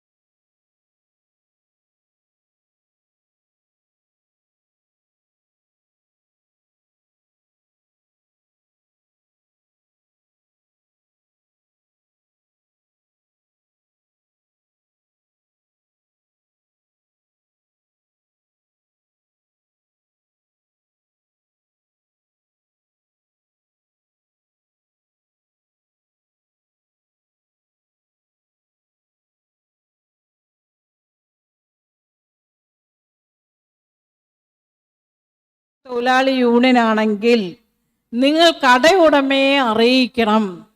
ഇത്രയും മെമ്പർമാർ നിങ്ങൾ union മെമ്പർമാരാണെന്ന് പറഞ്ഞ് അറിയിക്കണം എന്ന് പറയുമ്പം അത്ഭുതമായി. കാരണം എങ്ങനെയാണ് ഈ അസംഘടിത തൊഴിലാളികൾ ഈ പേരെഴുതി ഇവരൊക്കെ ഞങ്ങളെ മെമ്പറാണെന്ന് ആ മുതലാളിമാരുടെ മുന്നിൽ കൊടുക്കാൻ കഴിയുക? പിന്നെ അവർ ഓരോ കാരണം പറഞ്ഞ് ഇവരെ പുറത്താക്കുകയാണ് ചെയ്യണത്. യൂണിയൻ മെമ്പർ ആവണമെന്ന് പറയുന്നതോടുകൂടി മുതലാളിമാർ ആ തൊഴിലാളികളെ മാറ്റാനാണ് ശ്രമിക്കുന്നത്. സംഘടിക്കാനുള്ള ഒരു അവകാശം തൊഴിലാളികൾക്കില്ല, മുതലാളിമാർക്കുണ്ട്. വ്യാപാരി വ്യവസായ ഏകോപന സമിതി, വ്യാപാരി വ്യവസായ സമിതി, അങ്ങനെ ഓരോ കൊടിയുടെ നിറം അനുസരിച്ച് മുതലാളിമാരുടെ സംഘടനയുണ്ട്. എന്നാൽ തൊഴിലാളികൾക്കുണ്ടോ? തൊഴിലാളികൾ ഒരു യൂണിയൻ മെമ്പറാണെന്ന് പറഞ്ഞാൽ ആ മെമ്പർക്ക് പിന്നെ അവിടെ ജോലിയില്ല.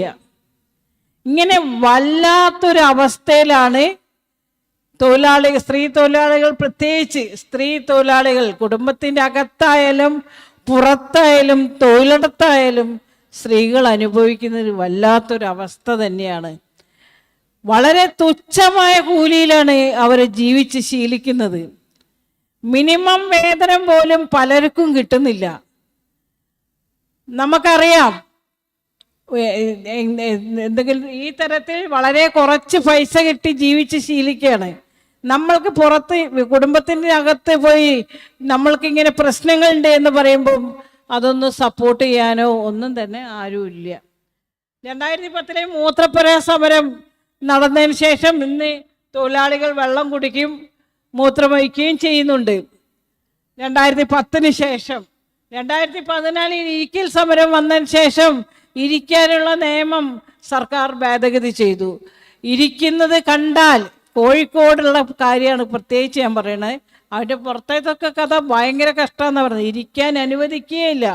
ഇരിക്കാനല്ല നിങ്ങൾക്ക് ശമ്പളം തരുന്നതെന്നാണ് മുതലാളിമാർ പറയുന്നത്. ഇരിക്കാനുള്ള നിയമം ഭേദഗതി ചെയ്തതിന് ശേഷം ഈ കസ്റ്റമേഴ്സ് ഇല്ലാത്ത സമയത്തൊന്ന് ഇരിക്കുകയാണെങ്കിൽ അവർക്കൊന്ന് ഇരിക്കാൻ പോലും കഴിയില്ല. അത് ഫോട്ടോ എടുത്തിട്ട് അയക്കുക ചെയ്യുന്നത്. ഫോട്ടോ എടുത്ത് ഈ തൊഴിലാളി സ്ത്രീകളെ ഫോട്ടോ എടുത്ത് അയക്കുക. ആർക്കാ അയക്കണേ? ഇന്നിവിടെ കേരളത്തിൽ ഇന്റേണൽ കമ്മിറ്റി, സിനിമാ മേഖലയിലെ പ്രശ്നങ്ങൾ കാരണം ഇന്റേണൽ കമ്മിറ്റി, ഐ സി ഉണ്ട്, LC ഉണ്ട്, ലോക്കൽ കമ്മിറ്റി, ഇങ്ങനെയൊക്കെ ഉണ്ട്. തൊഴിലാളി സ്ത്രീകൾക്ക് ആ തരത്തിൽ എന്തെങ്കിലും ശാരീരികമായുള്ള പീഡനത്തിന് ഇവിടെ കമ്മിറ്റികളുണ്ട്, സർക്കാർ നിലവിൽ കൊണ്ടുവന്ന കമ്മിറ്റികളുണ്ട്. നമ്മളൊക്കെ അത്തരം സംവിധാനങ്ങളെ ഉപയോഗിക്കുന്നുണ്ട്. ഇനിമേൽ ഇങ്ങനെ ഉണ്ടാവാതിരിക്കാൻ. 2014, 2015 ഒക്കെ ഈ തൊഴിലാളികളെ പിരിച്ചുവിടൽ ഭീഷണിയാണ്. ഇന്ന് വന്നാൽ നാളെ വരണ്ട എന്ന് പറയുന്ന രീതിയിലാണ്. പക്ഷെ അതിനൊക്കെ കുറേ മാറ്റങ്ങൾ വന്നിട്ടുണ്ട്. അത്ര പെട്ടെന്ന് അവരെ ഒഴിവാക്കാൻ ഇന്ന് മുതലാളിമാർ പേടിക്കുന്നുണ്ട്. ഇപ്പോൾ ഒക്ടോബർ 1 തീയതി ഇവർക്ക് കൊടുത്ത നോട്ടീസാണ്. ആ നോട്ടീസിൽ പറയുന്ന 31 വരെ നിങ്ങൾക്ക് ജോലിയുള്ളൂ, നിങ്ങൾക്ക് പിരിഞ്ഞു പോകാം. അങ്ങനെയല്ലല്ലോ, നിയമമില്ലേ ഇവിടെ? അപ്പം നിങ്ങൾ എന്താ പറയുന്നത്? ഞങ്ങൾ വിളിച്ച് ചോദിക്കുക, നിങ്ങൾ എന്താ പറയുക? ശീമാട്ടി എന്ന ഷോപ്പിലാണ് ഈ സംഭവം നടന്നുകൊണ്ടിരിക്കുന്നത്. പരാതി ഞങ്ങളെ ഓഫീസിലുണ്ട്. നിങ്ങൾ എന്താ പറയണേ? ഇവരെ പിരിച്ചു വിടുകയാണോ? അതെ, പിരിച്ചു വിടുകയാണ്. നോട്ടീസ് കൊടുത്തിട്ട് പിരിച്ചു വിടുക. അപ്പം ഞങ്ങൾ മാനേജ്മെൻറ്റിൻ്റെ PA-മാരോടൊക്കെ അതിൻ്റെ യഥാർത്ഥ ഓണറുമായിട്ട് നമുക്ക് സംസാരിക്കാൻ പറ്റുന്നില്ല. PA-നോട് സംസാരിക്കുമ്പോൾ ഞങ്ങൾ 31 കഴിഞ്ഞാൽ അവരും ഞങ്ങളും തമ്മിൽ യാതൊരു ബന്ധവുമില്ല. അതെങ്ങനെയാ അങ്ങനെ പറയാ? അത് ഹുങ്കല്ലേ? അത് ശരി. അപ്പം ഞങ്ങൾ പറഞ്ഞു, അതെന്താ നിങ്ങൾ അങ്ങനെ പറയണേ? പിരിച്ചുവിടുന്നതിനൊക്കെ അതിൻ്റെ ഒരു മര്യാദ ഉണ്ട്, അത് പാലിക്കണം. ആ തരത്തിൽ ഞങ്ങളുടെ അവർ DLO വിളിക്കുമ്പോഴും വരുന്നില്ല. ഞങ്ങൾ പിന്നെ അവിടെ പോവുക, സമരം ചെയ്യുക, അപ്പോൾ വരിക. കരയുന്ന കുട്ടിയൊക്കെ പാലുള്ളൂ എന്ന് പറഞ്ഞ പോലെ ആ തരത്തിൽ ഞങ്ങളൊരു സമരം ചെയ്യുമ്പോഴാണ് ഇവർ സർക്കാരിൻ്റെ DLOയിലൊക്കെ വരുന്നത്. എന്താണ് അങ്ങനെ? ഒരു വല്ലാത്ത മുതലാളിത്ത കാടത്തമാണ് ഞങ്ങൾ കാണുന്നത്. നമ്മൾ അതിനു വേണ്ടി നിരന്തരം പോരാടിക്കൊണ്ടിരിക്കുകയാണ്. പിന്നെ ആ തരത്തിൽ അസംഘടിതരായ തൊഴിലാളികളുടെ ഇടയിൽ, സ്ത്രീ തൊഴിലാളികളുടെ ഇടയിൽ നിരന്തരം മിനിമം കൂലി കിട്ടാനും ആഴ്ചയിൽ അവധി കിട്ടാനും ഒക്കെ തന്നെ നിരന്തരം പോരാടിക്കൊണ്ടിരിക്കുകയാണ്. ഡേ ടു ഡേ ഇത്തരം കേസുകൾ ഞങ്ങളുടെ അടുത്ത് വരികയാണ്. ഞങ്ങൾക്ക് പറ്റുന്ന രീതിയിൽ ഞങ്ങൾ യൂണിയൻ ഇടപെടാറുണ്ട്. പെൺകൂട്ട് എന്ന സംഘടന മൂത്രപ്പുരയ്ക്ക് വേണ്ടി രൂപീകരിച്ചതാണ്. പിന്നെ ഈ തരത്തിൽ സ്ത്രീകളുടെ ഒരു കൂട്ടായ്മയാണ് പെൺകൂട്ട്. ഇത്രയും പറയാം. ഞാൻ വരുന്ന വഴിക്ക് വല്ലാതെ വയ്യാതായി, അതുകൊണ്ട് ഈ കൂടുതൽ പറയാൻ കുറേ ബുദ്ധിമുട്ടുണ്ട്. നിങ്ങൾക്ക് എന്തെങ്കിലും ഞങ്ങളുടെ മൂത്രപ്പുര സമരമൊക്കെ സിനിമയെ മാറിയിട്ടുണ്ട്. ഫ്രീഡം ഫൈറ്റ് അതിലെ അസംഘടിതർ സിനിമയാണ്. പിന്നെ ഞങ്ങൾ നടത്തിയത് ഇരിക്കൽ സമരമാണ്. പിന്നെ കൂപ്പൺ മാൾ സമരം. പിന്നെ 6 ബിൽഡിംഗ് അടിച്ചേരിയ കൊടുക്കുക, തുച്ഛമായ കൂലിക്ക് 6 ബിൽഡിംഗ് അടിച്ച് വരിക കൊടുക്കുക 1000 രൂപയാണ്. 6 ബിൽഡിംഗ് മാസമാണേ, ഒരു ദിവസമല്ല. ആ തരത്തിൽ കൂലിക്ക് മൂല്യമില്ല, തൊഴിലാളികളായിട്ട് അംഗീകരിക്കുന്നില്ല, മനുഷ്യരായി പരിഗണിക്കുന്നില്ല. ഇന്ന് ഏറെക്കുറെ മാറ്റങ്ങളുണ്ടെങ്കിലും ഇനിയും മാറേണ്ടതുണ്ട് എന്നാണ് എനിക്ക് പറയാനുള്ളത്. ഇനി നമുക്ക് ചർച്ചയിൽ കൂടെ പറയണേക്കും നല്ലത്. അപ്പോൾ എല്ലാവർക്കും നന്ദി. എന്തെങ്കിലും മനസ്സിലായിട്ടുണ്ടെങ്കിൽ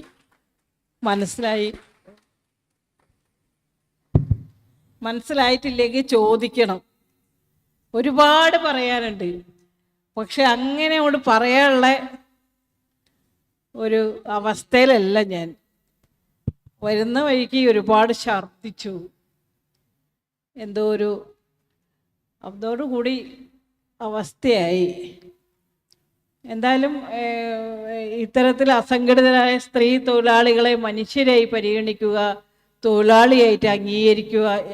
അത് വീട്ടിൻ്റെ അകത്തായാലും തൊഴിലിടത്തായാലും പുറത്തായാലും സ്ത്രീകൾക്ക് സഹനത്തിൻ്റെ പാതയിൽ നിന്ന് അവകാശത്തിൻ്റെ പാതയിലേക്ക് വരട്ടെ എന്ന് പറഞ്ഞുകൊണ്ടാണ് ഞങ്ങളുടെ സംഘടന രാവും പകലും ഒരേപോലെ ഇറങ്ങി പ്രവർത്തിക്കുന്നത്. എല്ലാവർക്കും നന്ദി.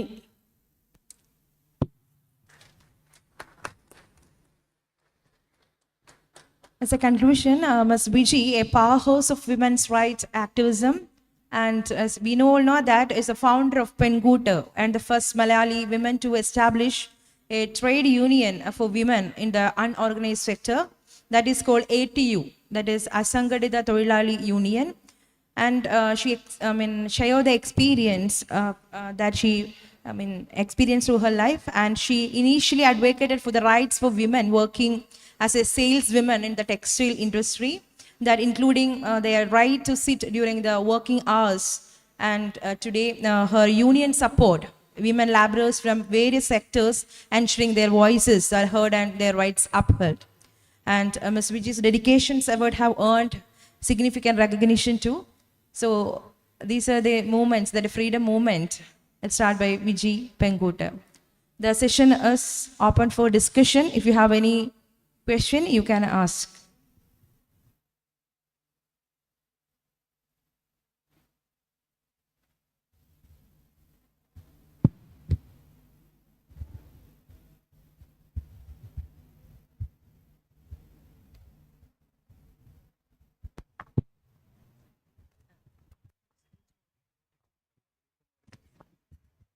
ഹലോ മാം, എനിക്ക് അറിയാനുള്ള എന്താ വെച്ച് കഴിഞ്ഞാൽ, സ്ത്രീകളുടെ അടുത്ത് നമ്മൾ നിങ്ങളുടെ അവകാശം, നിങ്ങൾക്കിത് നിങ്ങളുടെ അവകാശമാണ് ഇരിക്കണം എന്ന് പറയുമ്പോൾ സ്റ്റാർട്ടിങ്ങിൽ അത് ഭയങ്കര ബുദ്ധിമുട്ടല്ല അവരെ കൺവിൻസ് ചെയ്യാനായിട്ട്. അപ്പോൾ ഇത്രയും സ്ത്രീകളെ എങ്ങനെയാണ് മൊബിലൈസ് ചെയ്തെടുക്കാൻ പറ്റിയത്? അതൊരു വലിയൊരു ടാസ്ക് ആണല്ലോ. അതെങ്ങനെയാണ് ചെയ്തതെന്ന് പറയാൻ പറ്റുമോ?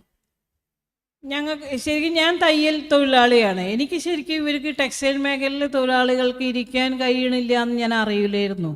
പക്ഷെ ഞങ്ങൾ മിഠായി തെരുവിൽ, ഞാൻ അവിടെ മിഠായി തെരുവിൽ എന്തോ കാര്യത്തിൽ ഇങ്ങനെ പോയി വരുമ്പോൾ ഒരു സ്ത്രീ എന്നോട് പറഞ്ഞ്, വിജയിച്ച് മൂത്രമൊഴിക്കാൻ എന്തായാലും അവകാശം ഉണ്ടായി, മൂത്രമൊഴിക്കാൻ ഞങ്ങൾക്കിപ്പോൾ സമ്മതമുണ്ട്, ഞങ്ങൾക്ക് പോയിട്ട് മൂത്രമൊഴിക്കാം, പക്ഷേ ഇരിക്കാൻ പറ്റില്ല, എൻ്റെ കാലും കൊണ്ട് സാരി പൊക്കി കാണിച്ചപ്പോൾ ഞരമ്പ് ഇങ്ങനെ പെടഞ്ഞ് നിൽക്കും, നീല കളറിൽ.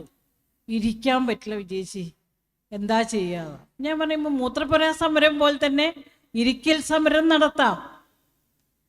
അങ്ങനെ ഞങ്ങൾ കൂപ്പൺമാളിലെ 30 തൊഴിലാളികളെ ഇതേപോലെ പുറത്താക്കല്ല, പൂട്ടി വിടുമ്പോൾ തൊഴിലാളികളല്ലേ 30 തൊഴിലാളികൾ, 18 സ്ത്രീകളും 12 പുരുഷന്മാരാണ്. അപ്പോൾ എന്തുകൊണ്ട് നിങ്ങൾ ഇത് പൂട്ടുമ്പം ഇതോ 30 കൊല്ലമൊക്കെ ജോലി ചെയ്ത തൊഴിലാളികൾ, നിങ്ങളിത് പൂട്ടുമ്പോൾ തൊഴിലാളികളോട് പറയാത്തത് എന്താ എന്ന് ചോദിക്കുമ്പോൾ അതൊന്നും ഞങ്ങളല്ല പറയണ്ടേ, അതൊരു ഏജൻസി ത്രൂ അവിടെ വരുന്നത്, ഏജൻസി പറയുന്ന. അപ്പോൾ തൊഴിലാളികൾ പറഞ്ഞ് ഞങ്ങളെ കൊണ്ട് ജോലി എടുപ്പിക്കുന്നത് സാറല്ലേ, ജോലി എടുപ്പിക്കുന്നത് ആ മാനേജറാണ്. അപ്പം ഞങ്ങളിനി എന്ത് ചെയ്യണമെന്ന് മാനേജർ പറയണം. അപ്പോൾ ഞങ്ങൾക്കത് പറയാനുള്ള അവകാശമില്ല, ഏജൻസി പറയും. അപ്പോൾ യൂണിയനെ സമീപിക്കുന്നു, യൂണിയൻ പോയിട്ട് മാനേജറോട് ചോദിക്കുന്നു. മാനേജർ അതുവരെ മലയാളത്തിൽ ഇവരോട് പറഞ്ഞ് ജോലി എടുപ്പിക്കുന്ന മാനേജർ പെട്ടെന്ന് പറയാ, എനിക്ക് മലയാളം അറിയൂല, ഇംഗ്ലീഷേ അറിയുള്ളൂ. അപ്പം നമ്മൾ ഇംഗ്ലീഷ് അറിയുന്ന ആളെയും കൊണ്ട് പോവുക, ശരിയാവൂല. നിങ്ങൾ ഇവരെ തൊഴിലാളികളെ എല്ലാ ആനുകൂല്യവും, ഓരോ PF ഒക്കെ ഇവരെ മാനേജ്മെൻറ്റിൻ്റെ അണ്ടറിലാണ്. എല്ലാ ആനുകൂല്യവും നിങ്ങൾ പിടിച്ചു വെച്ച ശമ്പളവും ഒക്കെ ഇവർക്ക് കൊടുക്കണം. എന്നിട്ട് നിങ്ങൾക്ക് പൂട്ടിപ്പോവാം. 2 ദിവസം കൊണ്ട് 2-3 ദിവസം കൊണ്ട് നിങ്ങൾ തീർപ്പ് കൽപ്പിക്കണം എന്ന് പറയുമ്പം ഞങ്ങൾക്ക് പറ്റൂല എന്ന് പറയുക ചെയ്യുന്നത്. ധിക്കരിച്ചിട്ട് പറയും ഞങ്ങൾക്ക് പറ്റൂല, അത് നിങ്ങൾ ഏജൻസി ആയിട്ട്. നമ്മളാണ് ഇവിടെ ഏജൻസി ഇല്ല, അത് സ്ഥാപനം നടത്തുന്ന ഉടമയ്ക്കാണ് ഇതിന് ഉത്തരവാദിത്തം എന്ന് പറഞ്ഞ് ഞങ്ങൾ പിന്നെ അവിടെ കുത്തിരിപ്പ് സമര, അവിടെ മാനേജ്മെൻറ്റിനെ ക്യാബിനിൽ അടച്ചിട്ട് അവർക്ക് പ്രാഥമിക ആവശ്യത്തിനും ഭക്ഷണത്തിനും ഒക്കെ അവിടെ എത്തിച്ചു കൊടുക്കും, പ്രാഥമിക ആവശ്യത്തിനൊക്കെ പോവും, തീരുമാനമാക്കി നമ്മളെല്ലാവരും പോവുള്ളൂ.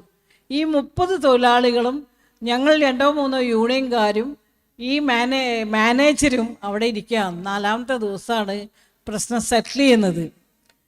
4ാമത്തെ ദിവസം രാത്രി 12 മണിക്കാണ് മാനേജർ വരുന്നതും മുതലാളി വരുന്നതും ഒക്കെ. എന്നിട്ടാണ് പരിഹരിക്കുന്നത്. ആ സമയത്ത് ഞങ്ങൾ അനുഭവിക്കുക ഒരു ഇരിപ്പിടമില്ല. ഇത്രയും തൊഴിലാളികൾക്ക് ഇരിക്കാനോ ഞങ്ങളെപ്പോലുള്ള യൂണിയൻകാർക്ക് ഇരിക്കാനോ ഒന്നും ഇരിപ്പിടമില്ല. ഉള്ളത് മാനേജർക്ക് AC റൂം, അതിനകത്ത് കസേര കാര്യങ്ങളൊക്കെ ഉണ്ട്.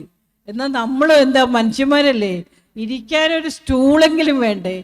അപ്പം നമ്മൾ ചോദിക്കുക എന്താ ഇരിക്കാനൊന്നും ഒരു സ്ഥലമില്ലല്ലോ.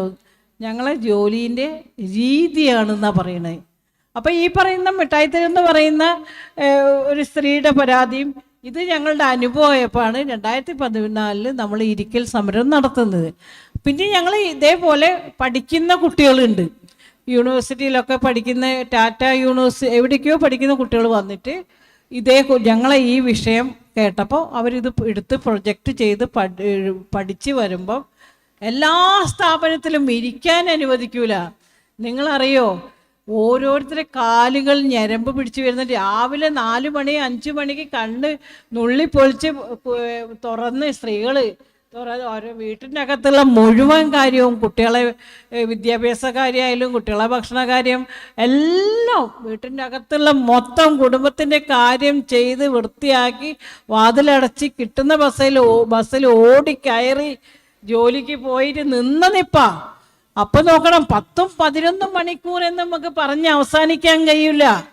ആ നിപ്പ് തന്നെയാണ് വീട്ടിൻ്റെ അകത്തും.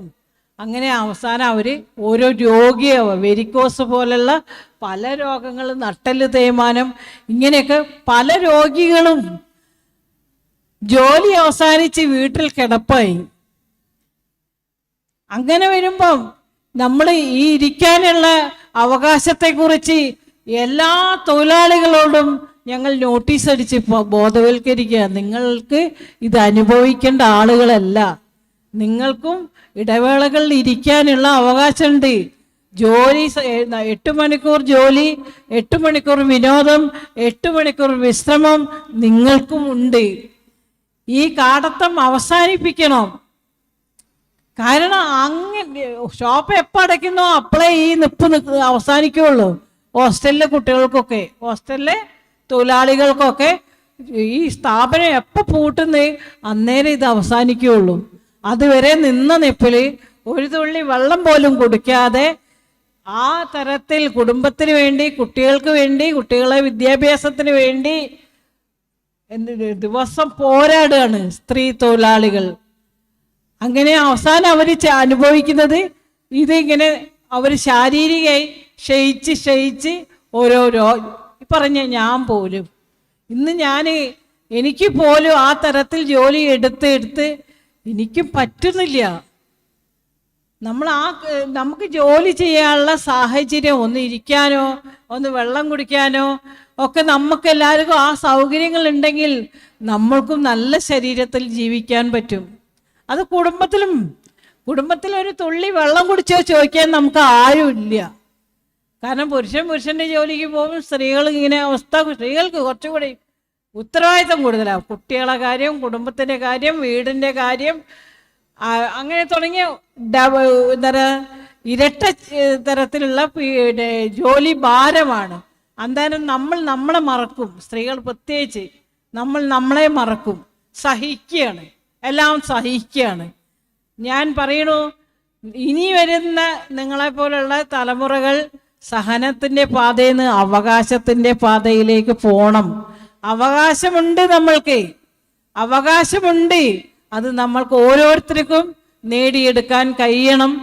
ഈ തരത്തിൽ പറഞ്ഞ് ഞങ്ങളെ കോഴിക്കോടുള്ള എല്ലാ സ്ത്രീകളോടും, തൊഴിലാളി സ്ത്രീകളോടും പറഞ്ഞ് മാറ്റങ്ങൾ ഉണ്ടാക്കി വരികയാണ്. ഒരു തരത്തിൽ ചെറിയൊരു എന്താ പറയുക, ഈ തരത്തിൽ ചൂഷണം നടക്കുമ്പോൾ പ്രതിഷേധിക്കുന്ന തൊഴിലാളികളാണ് കോഴിക്കോടിൻ്റെ പുറത്ത് ഞാൻ വിശ്വസിച്ച് പറയില്ല. കോഴിക്കോട് അങ്ങനെയാണ്. ഇത് എത്തിരി ചൂഷണം അനുഭവിച്ചാൽ ഉടനെ വിളിക്കും, വിജയിച്ച് ഇങ്ങനെയാണ്. ഞാൻ നിങ്ങളത് അനുഭവിക്കേണ്ട ആളുകളല്ല. നിങ്ങൾക്കത് പ്രതിഷേധിക്കാനുള്ള അവകാശമുണ്ട്. നിങ്ങൾ പ്രതിഷേധിക്കൂ. വാകീറിയ ദൈവം അന്നം തരും. നിങ്ങൾക്ക് ആ ജോലിയില്ലെങ്കിൽ നമ്മൾക്ക് വേറെ ജോലി കണ്ടെത്താൻ പറ്റണം എന്ന് പറഞ്ഞ് അവർക്ക് ആ തരത്തിലുള്ള ആത്മവിശ്വാസം കൊടുത്ത് ഇന്ന് കോഴിക്കോട്, ഞാൻ അഭിമാനത്തിൽ പറയും, കോഴിക്കോടുള്ള സ്ത്രീ തൊഴിലാളികൾ ഏറെക്കുറെ അവകാശബോധത്തിലാണെന്ന് ഞാൻ പറയും.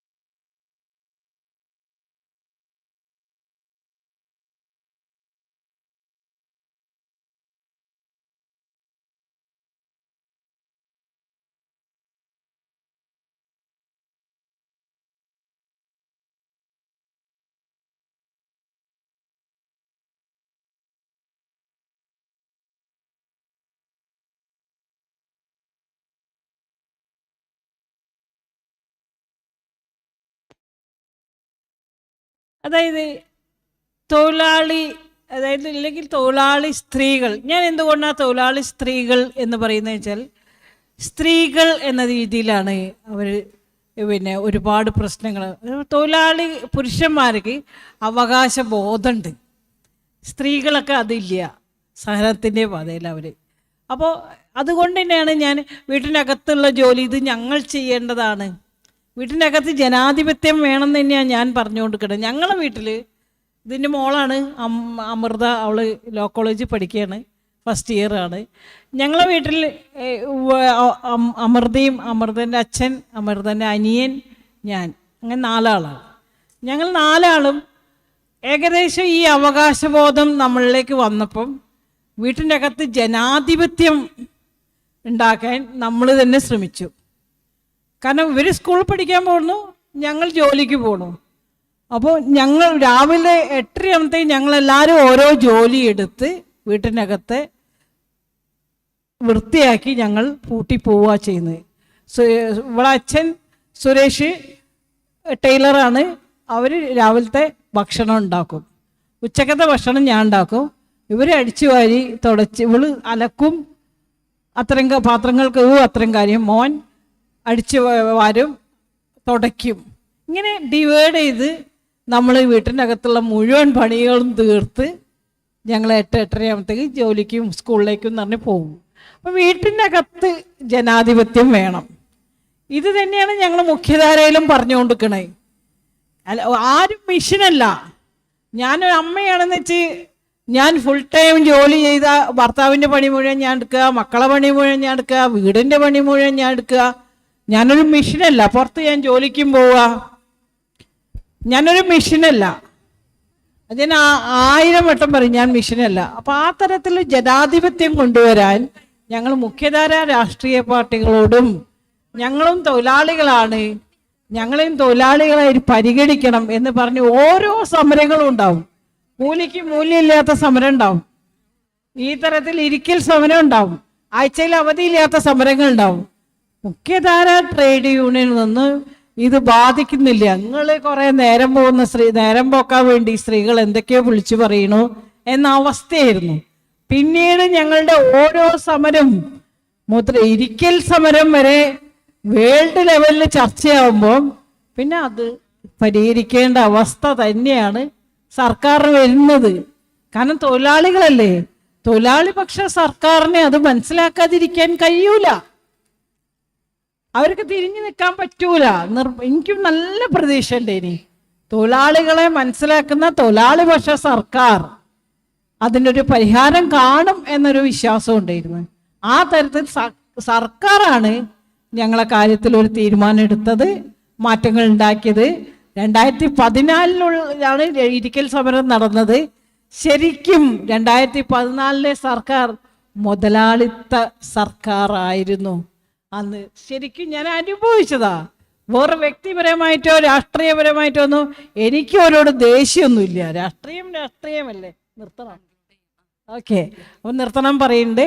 അപ്പൊ ആ തരത്തിൽ മാറ്റങ്ങൾ വന്നത് ഈ ഇടതുപക്ഷ അല്ലെ തൊഴിലാളി പക്ഷ സർക്കാർ വന്നതിന് ശേഷമാണ്.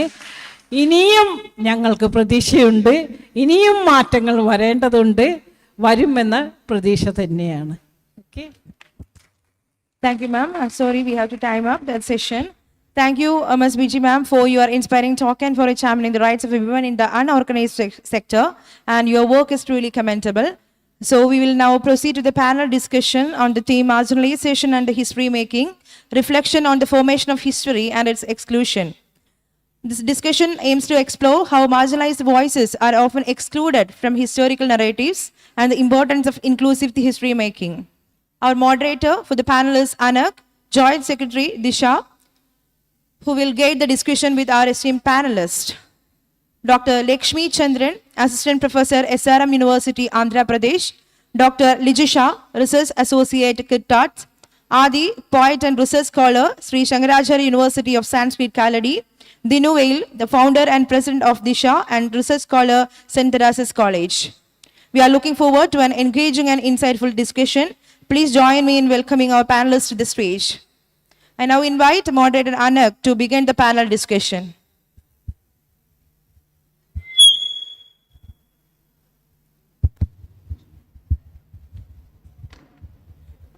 Good evening, everyone. As we all know, the time has been, we are running out of time, and there is no brief introduction to the topic, since we have been discussing this topic around 4-5 hours. But it is very important that we have to hear the panelists. And before that, there is a small announcement. The paper presentation starts soon after this panel discussion. So be ready for the paper presentations as well. Soon after we are done with this panel discussion, we will be heading towards the halls of the panel, your panel presentations. So there will be a brief discussion, introduction to the panelists, as already the anchor has introduced, Dr. Dhisha, who has been extensively working on several aspects of sexuality, gender, and other intersections, who have completed her PhD from Jawaharlal Nehru University and is currently working with SRM University, Andhra Pradesh. Welcome, Lakshmi Chandran. Next, we have Adi. Adi is a renowned poet and recently has won Kerala State Sahitya Academy Award for his renowned poem Pennappan, which has already been part of syllabus in several universities, including Kerala University and Calicut University. Welcome, Adi. Next, we have Dinu Veil. Dinu Veil is the founder and president of Dhisha and is also a research scholar with St. Teresa's College, Ernakulam, and is currently working with the intersection of caste and religion. And he's also been extensively working with the field of caste and its intersection, especially queer caste and other intersections. Welcome, Dinu. Next, we have Dr. Dhisha. Dr. Dhisha is currently working with Kirtas as a research associate. She has completed her PhD from Malayalam University and has been extensively working on the field of linguistic minority and its intersections. Welcome, Dr. Dhisha. So first to start with Dr. Lakshmi Chandran. So the panelists will be given 7 minutes for open remarks and 1 question from the moderator, and then the session will be open to the audience, and then a closing remark. This is how the entire panel is being moderated. So first we'll start with Dr. Lakshmi Chandran. Thank you, Anak. Thank you for this opportunity. So I am Lakshmi and I am working as an assistant professor in history at SRM University. So my engagement with caste and gender starts with as a research scholar and as an MA student when I was doing my MA dissertation at Center for Historical Studies. So one of the main problems as I encountered as I started working on the question of caste in Kerala or gender in Kerala is there are no good secondary historical works which we can read to understand what is the kind of historiographical tradition exists in Kerala on gender and caste. And practically the time period which I am working on is 9th to 17th century. By training, I'm an ancient history person. So I've looked at the social formation works, I've looked at the translations of the medieval Manipravalam literary source, I looked at historical works which are focusing on the Chera inscriptions and the later inscriptions by the different Sarupams and other local ruling principalities. But I just couldn't find practically no works which engages with the question of caste and the Dalit histories and people, except for works of Professor K.S. Madhavan, and a very few of them have done painstaking work in that same the particular time period. So most of the works, especially the translations of Manipravalam works, which you are all familiar with, so those works, it's mostly when you read them, when you see the modern translations, Malayalam translations of it, one could see it as it's just the Naika Varnana, where you praise the upper caste lady, her body, her head to toe description of her body, that's it. Is that the only thing referred to in the Manipravalam literary works? So then I started looking at the inscriptional sources and the literary sources. Then I figured it out that there are representations of lower caste people in those inscriptions. There are representations of lower caste people in the Manipravalam literary sources, which the historians certainly did not pay attention to. And also you need to look at it in a way that where are the places you find the references to the Dalit people. I'm using the term Dalit, which is quite a modern term, but you don't find the term in the early records, as you all know. So you will find the lower caste people especially women, only in certain places. Say, for instance, when it comes to the lower caste people, lower caste women, you will only find their references in the market. That is, there is a section called Angadi Varnanam in the Manipravalam literature, where you will find the lower caste women in the lowermost strata of that market. That is the fish market, where she is described as dirty. She is compared to dogs, the way in which she talk, the way in which they dress up, the way in which, so you will get the way in which they talk, the coarse language they use, the abuses they give. So in the those people, those ideologues who were writing these literary sources, for them it is they're putting literally words into the mouth of the lower caste woman. At the same time, you'll find a completely opposite view of the upper caste women, who's beautiful, sensuous, who's very politely behaved, and she knows how to sing, she knows how to read, how beautiful she is and how fragile she is. And one particular striking example I can give you from this text, Chandrolsavam, where the beautiful body of the pregnant woman is depicted, her head to toe description, and how beautifully her body is changing during the pregnancy time period, and different parts of her body. And she can't even listen to harsh words. She can only listen to very softer words. But at the same time, another Manipravalam text, Anandapura Varnanam, where there is a description about the uterus of a lower caste woman. The other woman is making a curse, saying that your Pillayaparum Madam Tallum, that's your uterus will come out. And also your vagina will be infected with some sort of infection. So you will see two contrasting type of description about the lower caste women and the upper caste women. So until and unless you delve deep into the sources, and you don't find many of these descriptions in it's also part of how the historical records also silence the everyday life of the lower caste people and women. Thank you. I think. Thank you, Lakshmi. Next, we will be taking questions after the entire panel discussion. So next we have Adi. Adi will be speaking in Malayalam, and I will be summarizing what Adi has spoken to his topic. So,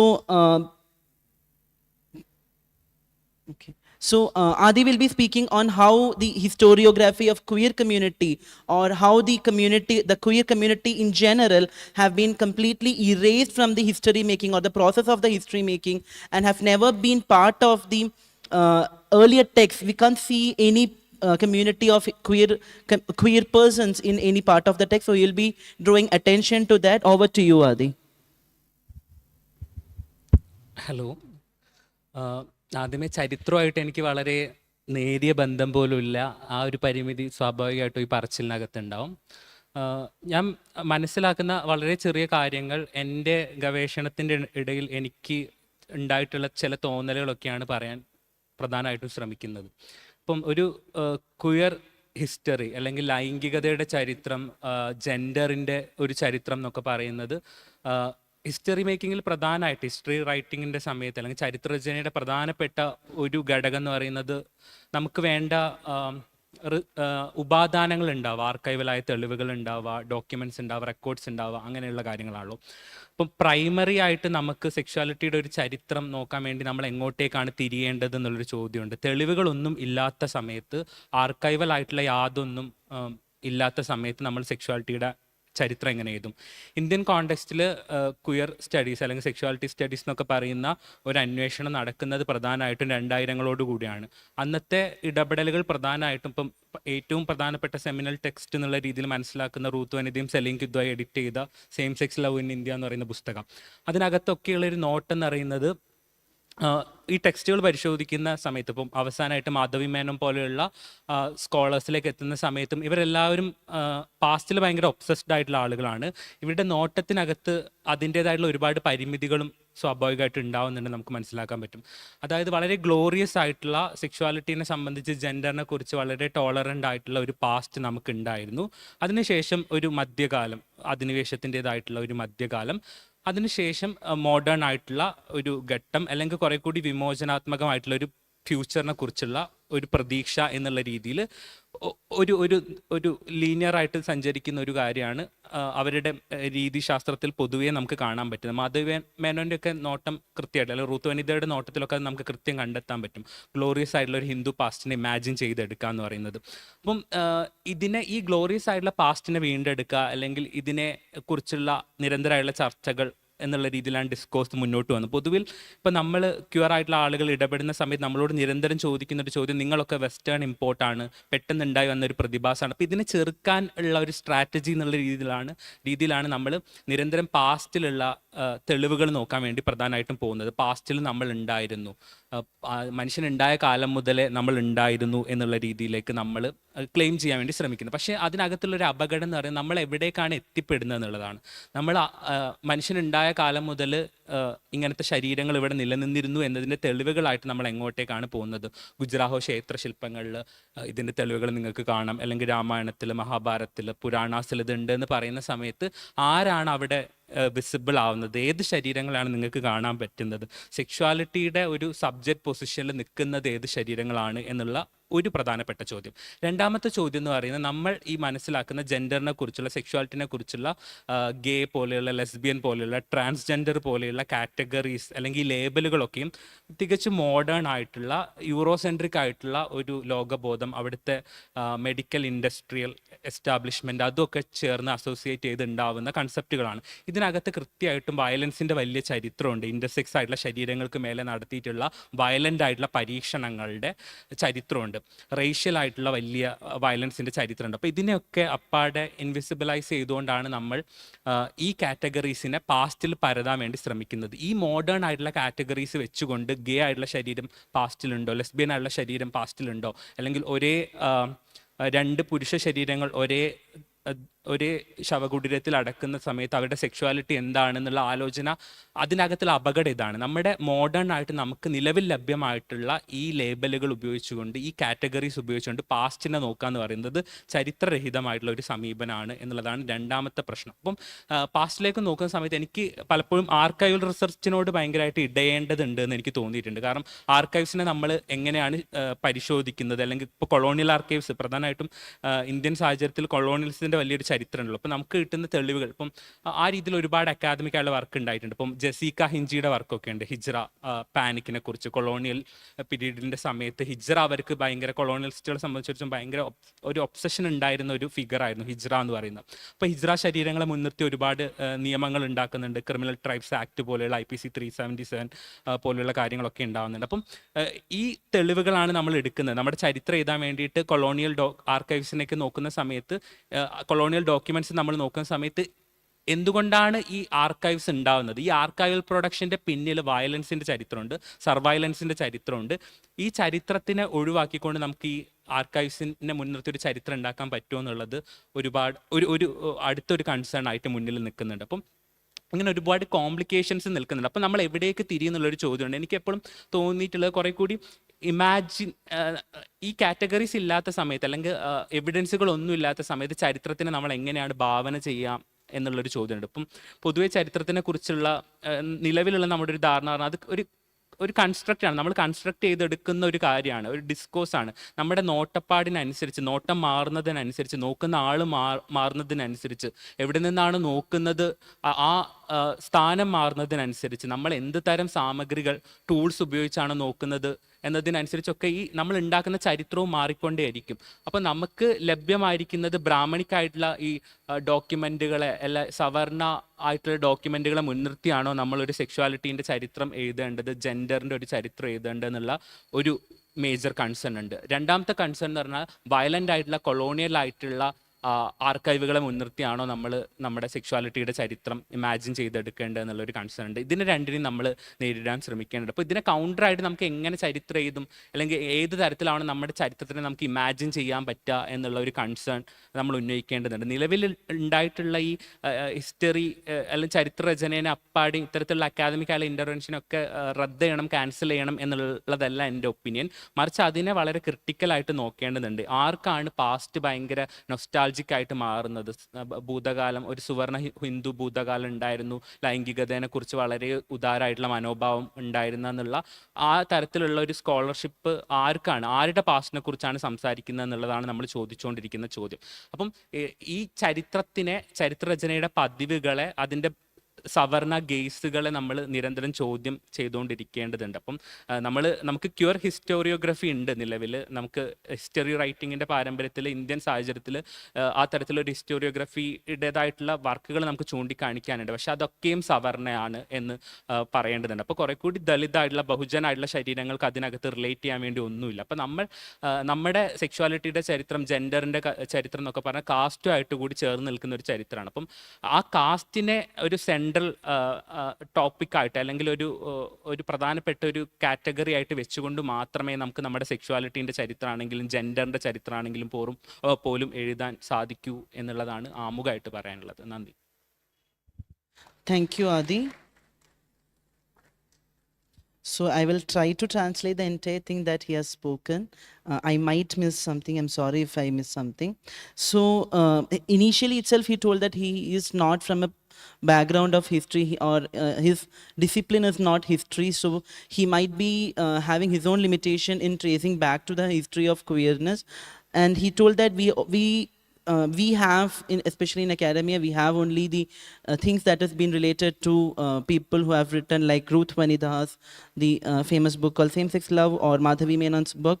And they are very much obsessed with past, is what he says. And they claim that we have a glorious history of sexuality. But it is a fact that all this glorious history that these people have written are basically from colonial backgrounds, and their methodology is aligned to Hindutva past, that is westernized past, or Hindutva past is what they have been tracing to. So where we were part of his past is what he calls, where we were part of past is, means where are the other people who were not being part of this Hindutva history, are always outside this history making, and the queer community or the sexuality of these outsided caste people are not being traced here. And terms like gay or lesbian are always been Eurocentric, and these Eurocentric has the history of medical history, and these people who have framed these words were always violent towards the community. For instance, he traced back to the violence that the medical industry has done to intersex community. So that is a major critique that he put forward when the people or the historians tries to trace back the sexuality history. The history making has nothing to do with the many communities that have been part of the history. And for instance, when he talks about colonial archives, he traced back to the hijra bodies, or the imposition of IPC 377, which was always a colonial thing and which has always been a homophobic rule. And he also quote what is this violence being created by the archival history, because he critiques that there is a issue when we trace back to the archival history, because they were always had a surveillance history and have always been a colonial archive, and nothing to do with the community of history in India or Kerala, where a huge role is being are to be put forward for the caste history, because our history, Indian history, has always been has to do with caste. And these community who have been part of other caste communities which are not Brahmanical, because he says that the archival history are always been Brahmanical and Savarna documents like Mahabharata, Ramayana, or temple history, because he traces back to the evidences that always people talks about sexuality or the history of sexuality, for instance Gajuraho or Ramayana or Mahabharata. But he says that all of these are Brahmanical history or Hindutva history. And he ends with a quote that he doesn't want to cancel the hitherto formed histories, but what he tries to put forward is that once we trace back to the history and once we find these Brahmanical Hindutva documents, at the same time we have to understand that the Dalit Bahujan community who were not part of these historical making were also part of the history. And he says that this is what he has to talk in the initial round. And that's all to the I don't know whether I was just full in translation, but this is what I could do in this limited time. And over to Lijisha. Lijisha, as I already said, will be talking about the linguistic minority and the marginalization that will be formed because of the linguistic minority exclusion that has been happening in the education institutions and other setting-ups. Over to you, Lijisha.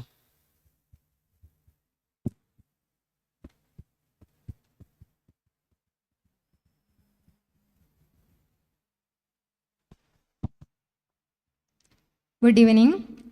ആദ്യം സംസാരിച്ചതുപോലെ മലയാളത്തിൽ സംസാരിക്കാനാണ് എനിക്കിഷ്ടം. പക്ഷേ മലയാളികളല്ലാത്ത ആളുകളെ കൂടി പരിഗണിക്കണം എന്ന് പറഞ്ഞതുകൊണ്ട് ഞാൻ ഇംഗ്ലീഷിലെ പേപ്പർ പ്രസൻറ്റ് ചെയ്യാം. 20 മിനിറ്റിന് വേണ്ടി തയ്യാറാക്കിയതാണ്. 7 മിനിറ്റിലേക്ക് ചുരുക്കുമ്പോൾ എത്രത്തോളം ക്ലാരിറ്റി ഉണ്ടാവും എന്നറിയില്ല. I will try my best. Marginalised wisdom preserving indigenous knowledge in A changing world. Indigenous wisdom അല്ലെങ്കിൽ knowledge. According to Cambridge Dictionary, wisdom is defined as the ability to use our knowledge and experience to make good decisions and judgments. Collins Dictionary says that wisdom is the store of knowledge that a society or culture has collected over a long period of time. Consequently, delving into the knowledge and lived experience of a community provides a pathway to grasp the nuance of their wisdom. Each society has accumulated this knowledge and experience in various ways. Presently, the knowledge held by indigenous communities has achieved global significance.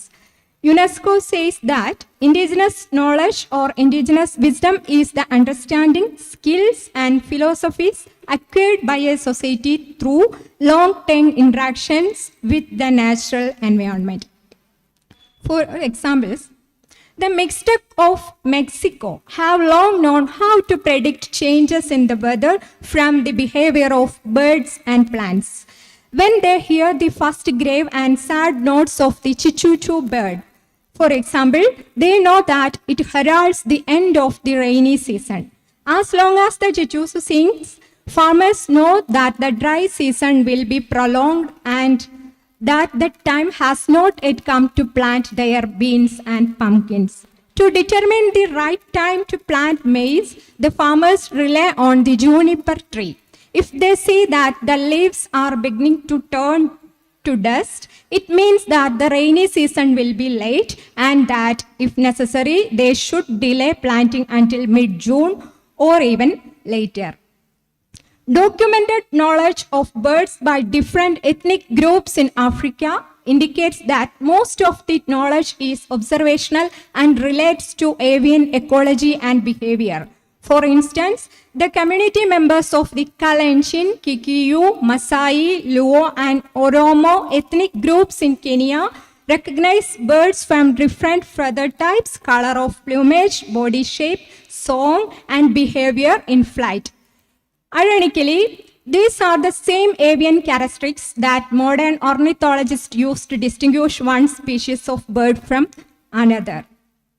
These unique ways of knowing are important facets of the world's cultural diversity and provide a foundation for locally appropriate sustainable development. UNESCO's Local and Indigenous Knowledge System program utilize such knowledge in areas such as policy making, global climate, biodiversity conservation, sustainable development, and natural disaster mitigation. In the Pacific Islands, indigenous knowledge is used to inform policies on climate adaptation. Traditional methods of land use and resource management are integrated into national policies to enhance resilience against climate change impact. There are so many examples. Studies in India. Kani tribe in Kerala, for example, has a detailed knowledge of the therapeutic properties of local flora, which is preserved and passed down through their language. The Toda people of the Nilagiri use their language to encode detailed knowledge about their pastoral practices, social organization, and cosmology. The bills of Anvita Abi is a prominent linguist whose work often intersect with the study of linguistic diversity in relation to ecological and cultural contexts. Abi explores the linguistic richness of the Nilagiri Hills and how this Nilagiri linguistic diversity reflects the region's ecological and cultural complexity. There are so many studies. I would like to explain about Chola Naika tribe. I have done my PhD in this topic. Chola Naikar stand as the sole cave dwellers in India. This particular community is listed under PVTG by the Indian administration. The habitat of this tribe is the inner forest of Karulai and Varikadavu Grama Panchayat in Malappuram, northern district of state. These areas are part of the Western Ghats, which is one of the biodiversity hotspots in India. Among the 5 particularly vulnerable tribals of Kerala, the Chola Naikar is considered the oldest tribal community. They reside in small groups within Shola forest as Chemma. Chola Naikar tribe is deeply knowledgeable about the flora in their habitat. They have identified many unique plants of the Western Ghats and have passed that knowledge down through generations. I could explain some examples. Mushrooms are called alambe in Chola Naika language. Mushroom buds are referred as arannak. Tribal community has separately classified the mushrooms as maralambe, mannalambe, and elalambe, depending on where the mushroom grows. These have been reclassified and each species of mushroom has been given specific names based on its specific characters. For example, Adiralambe. Adiralambe means mushroom grows on the trunk of Adiri tree. Kattalambe. Kattalambe means mushroom grows on bamboo tree. This association scientifically known as ectomycorrhizal association. Fauna. Chola Naikar possess unique birds and insects about fauna and ecology. They name organisms based on their habits, sounds, colors, or other characteristics. Plum-headed parakeet is referred to as tuin aki, meaning it makes tuing sound during the mating season. Katte kuiri. Katte means bamboo, kuiri means common sparrow. Scaly-breasted munia is called as katte kuiri. According to the Chola Naikar, these birds are largely seen during the flowering of bamboo. As these birds collect and feed the bamboo rice and making nest with bamboo leaves. These are known among them as katte kuiri. Along with the other insects, these birds eat grains. Ornithologists already proved that in the breeding time, they build nests near grasslands and marsh where the reed, grasses, and palms are available to collect the nesting materials. Seasonal knowledge. Chola Naikar have clear understanding of the seasonal changes in nature, plants, and organisms. Chola Naikar identifies the seasonal changes based on the arrival of certain species of butterflies, especially albatross butterflies and other migratory butterflies. The flowering of trees, sounds of animals, breeding season of certain species, and the bedding of certain types of plants. Weeks and months were calculated according to the waxing and waning of moon and observing the changes in nature. Alayaki tave is an edible fern that sprouts during the rainy season. The breeding season of alayaki means Indian swiftlet, a bird, begins in the rainy season. Therefore, this plant is called alayaki tave because that sprouts in that season. The tribe gets a message that the breeding season of the birds in Alayaki Alay means cave where Alayaki birds live is over when the Alayaki tave fern starts sprouting. The next example, Bengu. Bengu means Indian kino tree. Bengu season is the most dreaded season for the Chola Naika tribe. Benge flowers are deep yellow in color. After flowering of Benge, the whole forest turns yellow. Chola Naikar knows that yellow and red are generally recognizable colors from a long distance away.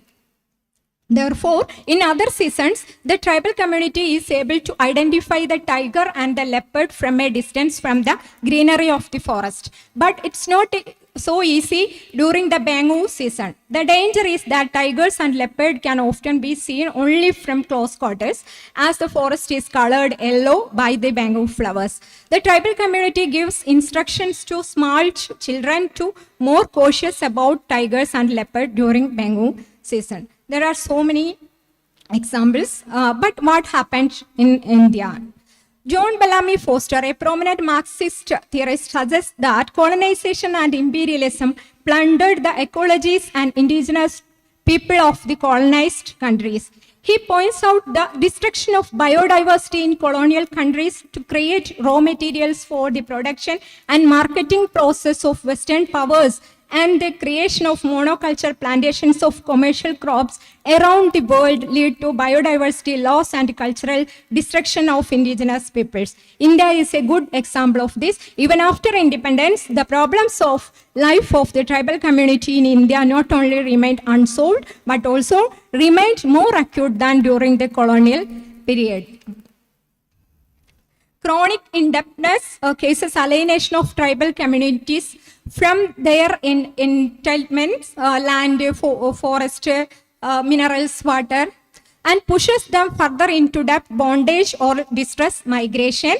The existing policy regime forces them to be displaced from their native dwellings for projects or as forest encroachers. In addition, the agricultural policies of the state that aim at rapid production enhancement have resulted in shifts from traditional agricultural practices and so on. Tiger conservation efforts by the government of India approximately displaced so many groups, tribal groups, and this is happened in India. Then what we do? To address the marginalization of indigenous knowledge, it is crucial to protect and promote the rich cultural system of the tribe. This can be achieved by integrating the tribe's language ecology into the school curriculum, ensuring that students are educated in a multi-language system that reflects their heritage. By doing so, we not only preserve the linguistic diversity, but also empower students to connect with their identity and community. Furthermore, the development of cooperative strategies focused on linguistic biodiversity is essential to foster sustainable practices that honor traditional knowledge system. In conclusion, recognizing and valuing indigenous knowledge is vital for the holistic development of both individuals and the community, ultimately leading to more inclusive and equitable society. Thank you. Thank you, Dhisha. So it was a detailed presentation on how the linguistic minorities should be included, and as she mentioned, how the inclusion will be possible through the curriculum inclusion as well. So last in the panel, we have Dinu Veil. He will be talking about how the caste historiography has been framed and not framed in the Kerala social panorama.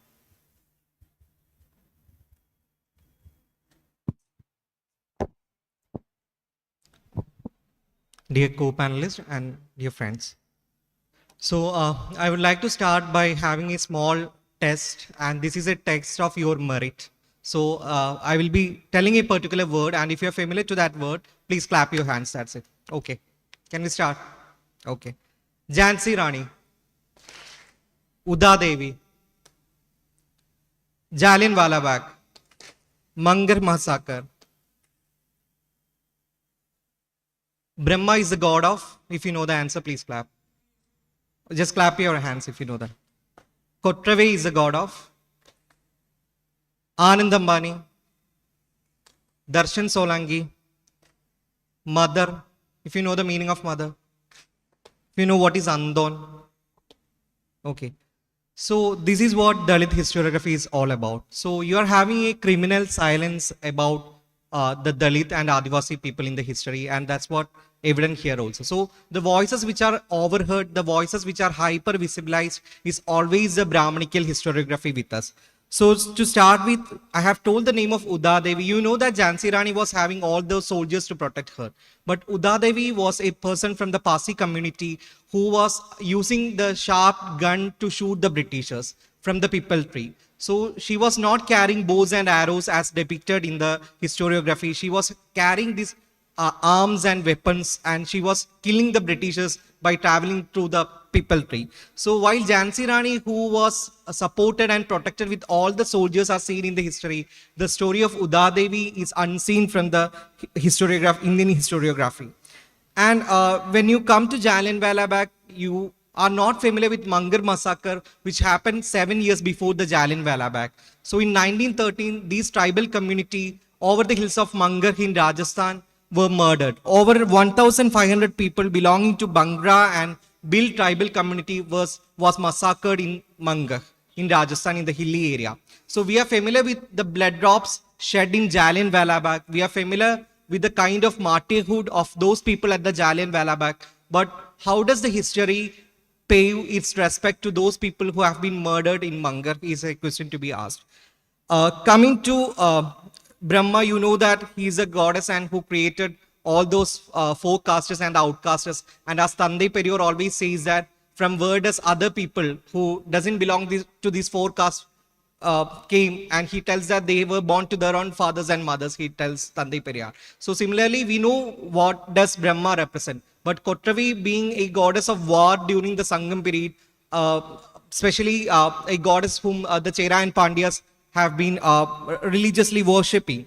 Kotravi is not that familiar god. It wouldn't come to your UGC net examination, but I'm damn sure that Rama and his siblings would come for your UGC net examination. So that's how merit is being determined these days.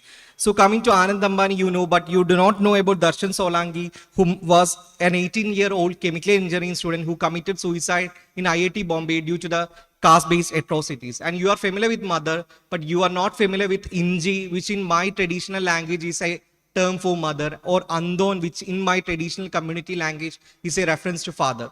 So if the question papers was framed in such a way that the tribal and Dalit historiography was included, I'm damn sure that there would be need for cutoff mark for all the students belonging to the Brahmanic, the general Brahmanic category. So I have this quote from Milan Kundera. I differ with him in many other things, but this is a very interesting thing.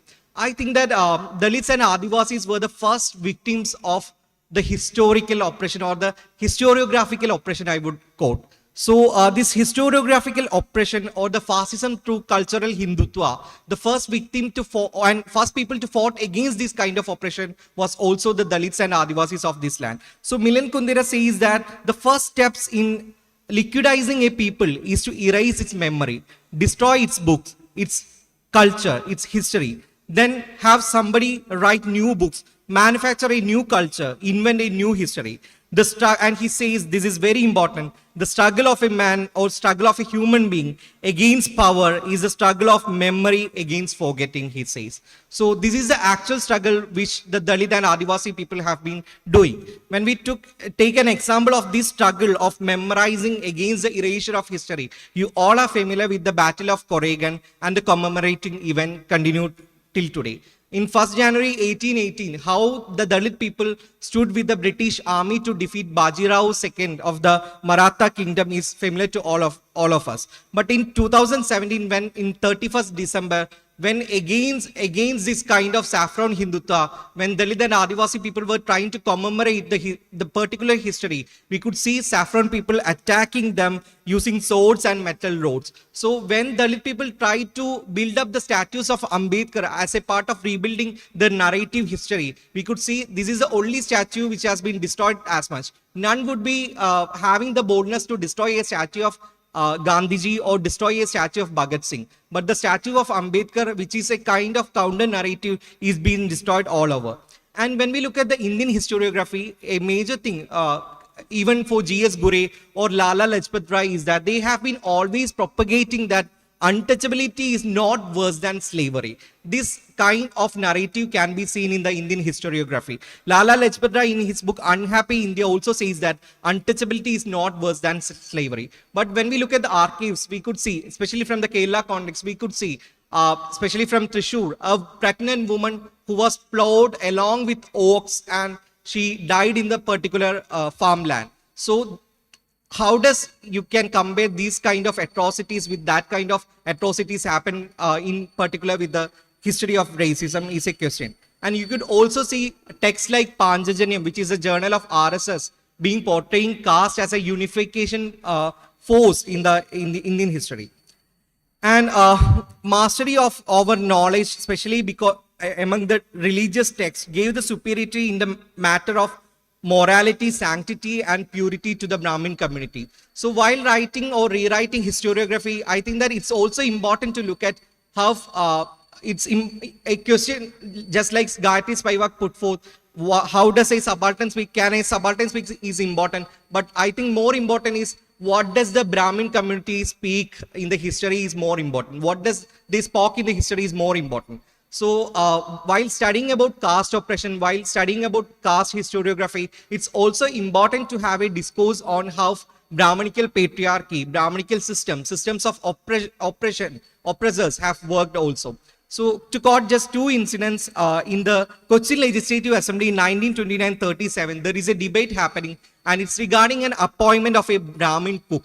So there was a specialized team to see the hospital, honorary visiting team to the hospital, and they were not bothered about any infrastructure facilities, but they were only bothered about there are Brahmin people who are here, mental health patients, so we need a Brahmin cook. That was a suggestion which put forth by them. Also, when the Education Code Bill was introduced in the early legislative assembly, which is known as Praja Sabha, the first thing Brahmin community had to say is that we won't be coming to school because we are not ready to wear the clothes, because our ponul or the sacred thread won't be visible to the other persons. So this was the kind of engagements with the modern education or the modernity by the community. But we are always towards the Islamophobic comments on how Muslims were reluctant to have education, but none of us are really anxious about how Brahmin women were denied education for a very long period. So rewriting history is a very important thing for Dalit and Adivasi people, and it's not to be also in their shoulders. It's a common meritorious exercise which has to be done. So thank you. And I also remember my great grandmother who cooked chicken by using all those kandari, but she was never recognized or given patent, but it came as an alfam to your table as peri peri alfam or alfam, kandari alfam or honey alfam. It's been patent. That's it. Thank you. Thank you, Dinu, for drawing the attention to the historiography and the history making processes. So now the floor is open for questions. Rather than me asking, I thought to save the time as well, and so that others can move on with the paper presentations, I request the audience to engage more in the interaction with the panelists.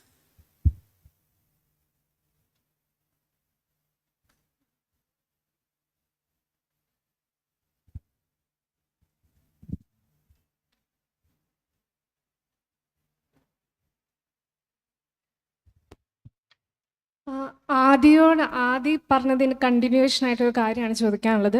Like you said how we കാണ്ട് use Brahmanical textures, may be Mahabharata or Ramayana, or how the early scholars have glorified that examples of sexuality in those texts. But what I have observed is that when you look closely at those texts, it's not usually the glorification. We can clearly see discrimination to lower caste people or queer people. For example, the origin of Mahabharata, if you look at the origin of Suryavamshis or Chandravamshis, it starts with Buddha and Ila, right? So Buddha and Ila both are queer people, and it starts with a curse. So they are actually cursing someone to be a queer person. So there is we can see clear aspect of discrimination there, or clear aspect of undermining their sexuality there. So you can use those examples, right? And if you want to reimagine those contexts, I've often thought like this, like Bhishma is always the epitome of patriarchy, right? But at the end, in the Mahabharata, it says like maybe Arjuna, with the help of Shikandi, killed Bhishma. But what if it's not Arjuna, and what if it's Shikandi? So the whole Mahabharata will start maybe with a curse to a queer person, and at the end, the patriarchy is completely smashed by a queer person.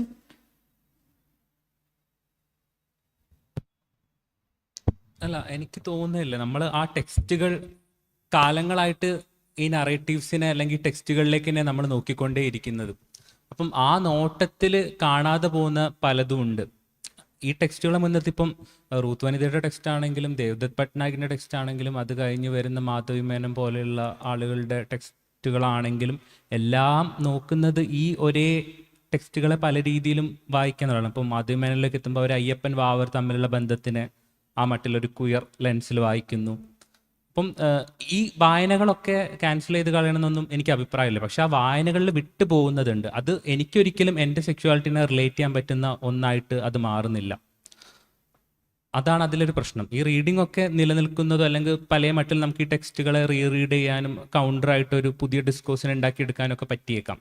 പക്ഷേ നമ്മുടെ Indian കോണ്ടെക്സ്റ്റിൽ അല്ലെങ്കിൽ കേരളത്തിൻ്റെ സവിശേഷമായ കോണ്ടെക്സ്റ്റിലൊക്കെ എനിക്ക് തോന്നിയിട്ടുള്ള സെക്ഷ്വാലിറ്റീൻ്റെ ചരിത്രമാണെങ്കിലും ജെൻഡറിൻ്റെ ചരിത്രമാണ്, ഞാൻ നേരത്തെ പറഞ്ഞ പോലെ കാസ്റ്റിൻ്റെ ചരിത്രത്തിൽ നിന്ന് അതിന് വേറിട്ടൊരു നിലനിൽപ്പ് അസാധ്യമാണ്. അപ്പം അതുകൊണ്ട് തന്നെ അത് എവിടെ നമ്മൾ അഡ്രസ്സ് ചെയ്യും എന്നുള്ളതാണ് എൻ്റെ concern.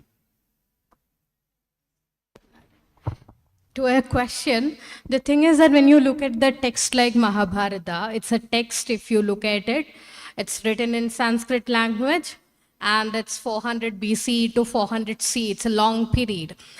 And also when you say, make a question like whether Shikhandi, being a trans person, is smashing patriarchy and killing someone like Bhishma.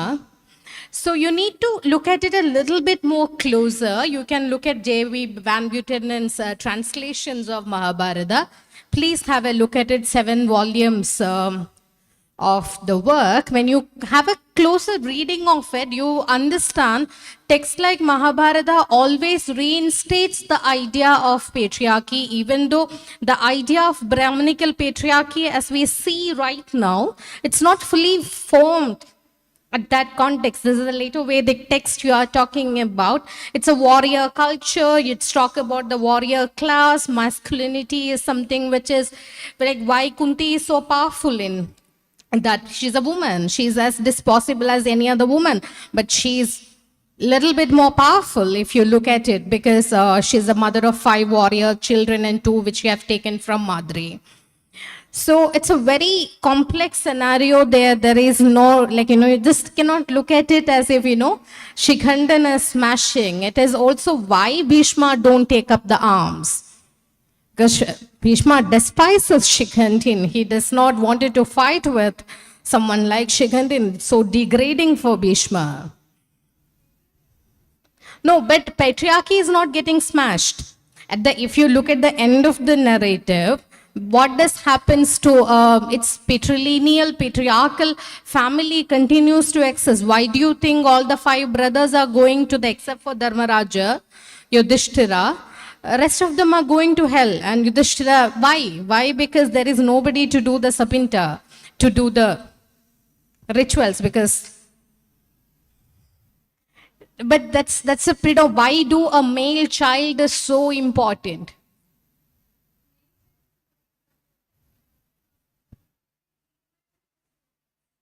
No, you can reimagine it, but you have to read the text a little bit more closer. Because I think that on the very root of injustice, you can't build a tower of justice, right?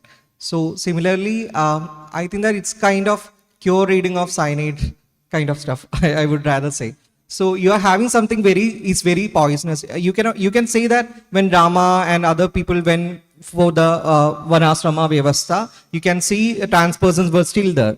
But you can quote it. But can you quote it by refusing the death of Shambhuga? Can you quote it only? Can you extract only that thing?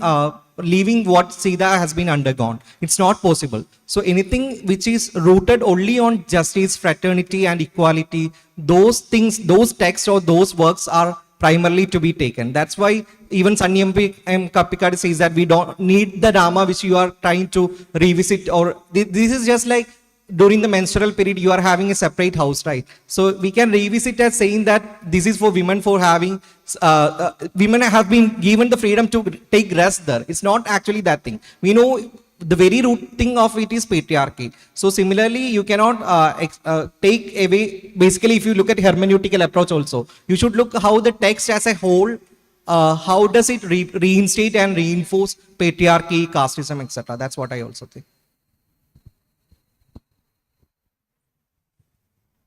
രാജശ്രീയുടെ പുതിയ novel വായിച്ചിട്ടുണ്ടോ? ആർത്രേയം. എല്ലാ ടെക്സ്റ്റുകളും ആഖ്യാനങ്ങളും പുനരാഖ്യാനങ്ങളുമാണ്. രാജശ്രീയുടെ ആർത്രേയം എന്ന് പറഞ്ഞ നോവലിൽ നിരമിത്രൻ എന്ന് പറയുന്ന ശിഖണ്ഡിയുടെ ഒരു പുനരാഖ്യാനമാണ്. അത് വളരെ നല്ലൊരു ടെക്സ്റ്റാണ്, നല്ലൊരു വായനയാണ്. അപ്പം അത് വായിക്കുകയാണെങ്കിൽ താങ്കളുടെ ക്വസ്റ്റ്യന് കുറച്ചും കൂടെ ഉപകാരപ്പെടുമെന്ന് എനിക്ക് തോന്നുന്നു. അതിന് പകരം ഇപ്പോൾ സംഘകാലത്തെ ക്യൂർ കവിതകൾ ഒരുപാട് നമുക്ക് ചാൻസ് ഉള്ളതാണ്. കുറച്ചുകൂടെ സമത്വം ഉണ്ടായിരുന്ന ഒരു സൊസൈറ്റിയുടെ ക്യൂർ ആസ്പെക്ട്സ് ആണല്ലോ. അതിൻ്റെ ഇടയിലുള്ള സ്ത്രീകളും തമ്മിലുള്ള പ്രണയങ്ങൾ പറയുന്നുണ്ട്, പുരുഷന്മാരുടെ പ്രണയങ്ങൾ പറയുന്നുണ്ട്, വളരെ മനോഹരമായ ക്യൂർ പ്രണയങ്ങൾ പറയുന്നുണ്ട് സംഘ literature. This will be the last question. I understand there are more questions, but it's already 4:35 and we are running out of time. So this will be the last question. We are so sorry, but the panelists will be here around till noon, till night today. You can interact with them after your presentations if you have. So sorry once again. Okay, I have a response and a question. So the response is, മലയാളത്തിൽ പറയാമല്ലോ. അപ്പോൾ ഞാനും നിരമിത്രൻ്റെ കഥ പറയാൻ വരികയായിരുന്നു. അപ്പോൾ റീടോൾഡിങ് നല്ലതാണ്, പക്ഷേ റീടോൾഡ് ചെയ്യുന്നവരുടെയും പെർസ്പെക്റ്റീവ് നമ്മൾ നോക്കിയപ്പോൾ MD രണ്ടാമൂഴം മറ്റൊരു രീതിയിൽ ആവിഷ്കരിച്ചപ്പോൾ ഞാൻ വ്യാസൻ്റെ മൗനത്തെയാണ് ആവിഷ്കരിക്കുന്നത്. അതായത് വ്യാസൻ ഉദ്ദേശിച്ചിരുന്നു എൻ്റെ ഇത്രയും വിപ്ലവകരമായ കണ്ടുപിടുത്തവും വ്യാസൻ്റെ കണ്ടുപിടുത്തമാണ്, എൻ്റെതല്ല എന്ന രീതിക്കാണ് പറയാൻ ശ്രമിക്കുന്നത്. അതായത് ഇപ്പോൾ റീടോൾഡിങ്ങിൻ്റെയും ഏജൻസി ഈ പറയുന്ന പാട്രിയാർക്കിയിലും ഒക്കെ അവരതേ ഉദ്ദേശിച്ചിരുന്നുള്ളൂ. അതായത് ഞങ്ങളുടെ പുസ്തകത്തിൽ പണ്ടേ പറഞ്ഞു എന്ന് പറയുന്ന രീതിക്കുള്ള നറേഷൻസ് ഈ പറയുന്ന നമ്മൾ ആൾട്ടർനേറ്റീവ് എൻഡിങ്സ് കൊണ്ടുവരുന്ന സമയത്തും അവർക്ക് ഇതിനെക്കുറിച്ചും പറയണമെന്നുണ്ടായിരുന്നു, പക്ഷെ അത് പറയപ്പെട്ടില്ല എന്ന രീതിക്ക് ചിലപ്പോൾ പറയപ്പെടാനുള്ള സാധ്യതയുണ്ട്. അതുകൊണ്ട് റീഡിങ്സിൻ്റെയും ഏജൻസി മറ്റുള്ളവരിലേക്ക് പോകാം, അതൊരു സവർണ സെൻട്രിക് ആവാം.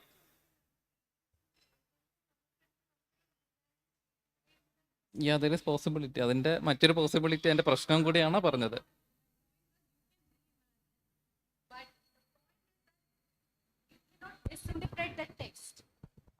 Because you are dealing with a text which is written it's not even classical Sanskrit. It is a Sanskrit which is developing in the later Vedic time period. So as a historian, as someone who's trained in ancient, someone who worked on Mahabharata, it's a very complex text. So you just cannot take one character and one incident out of it, and you cannot say that Shikhandin is smashing patriarchy. No.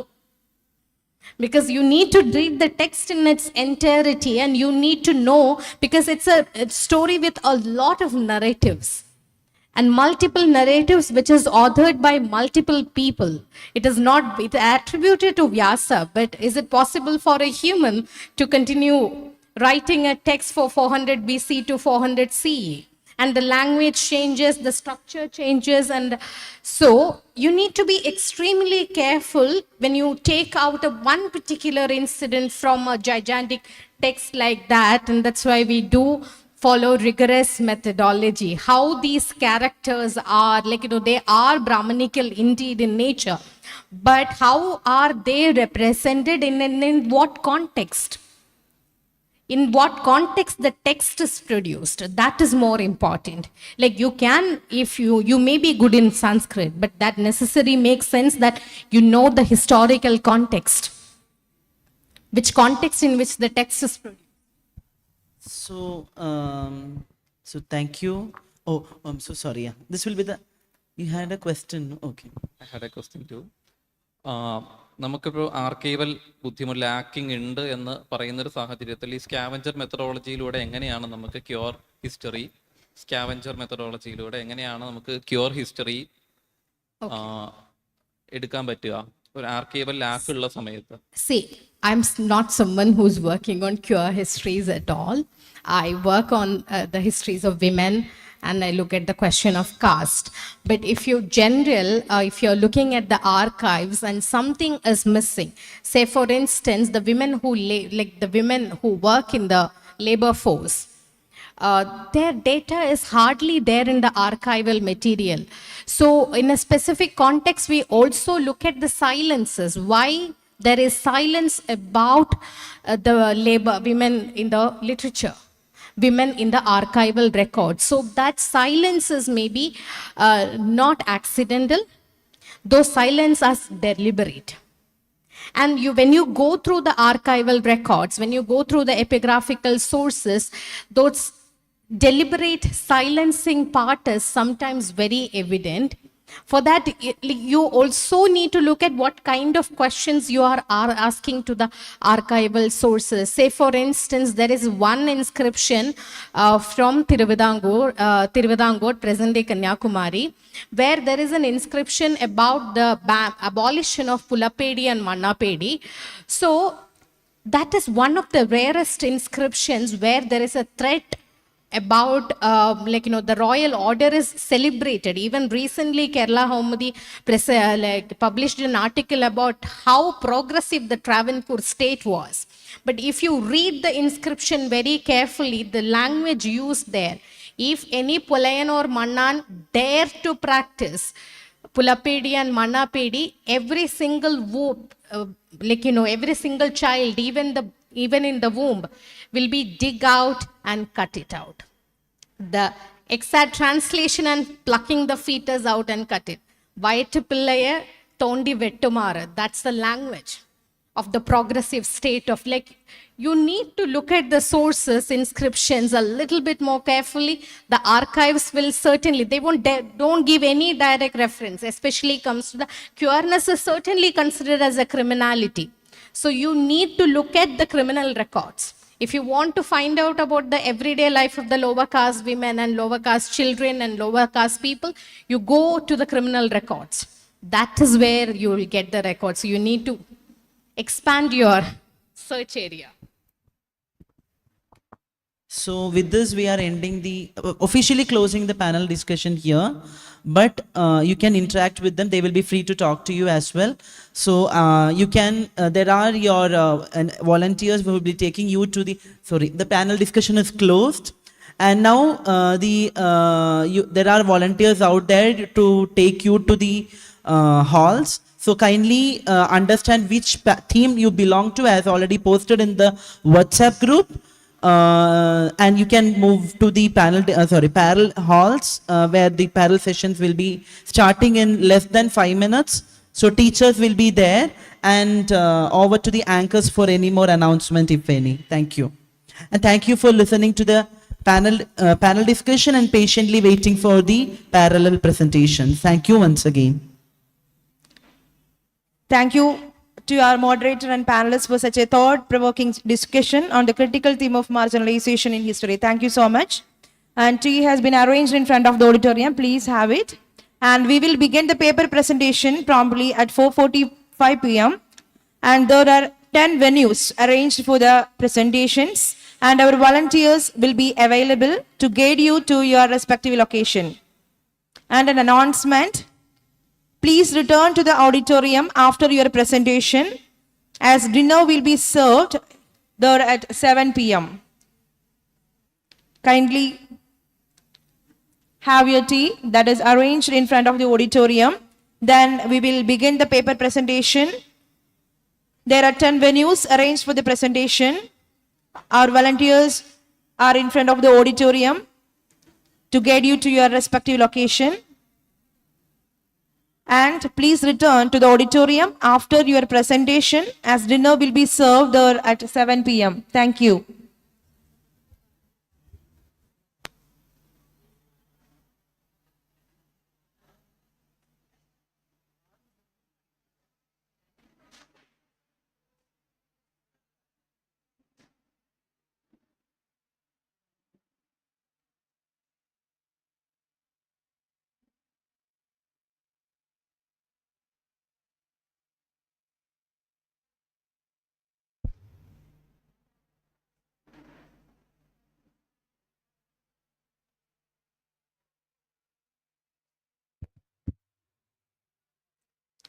We will begin the paper presentation at 4:45 p.m.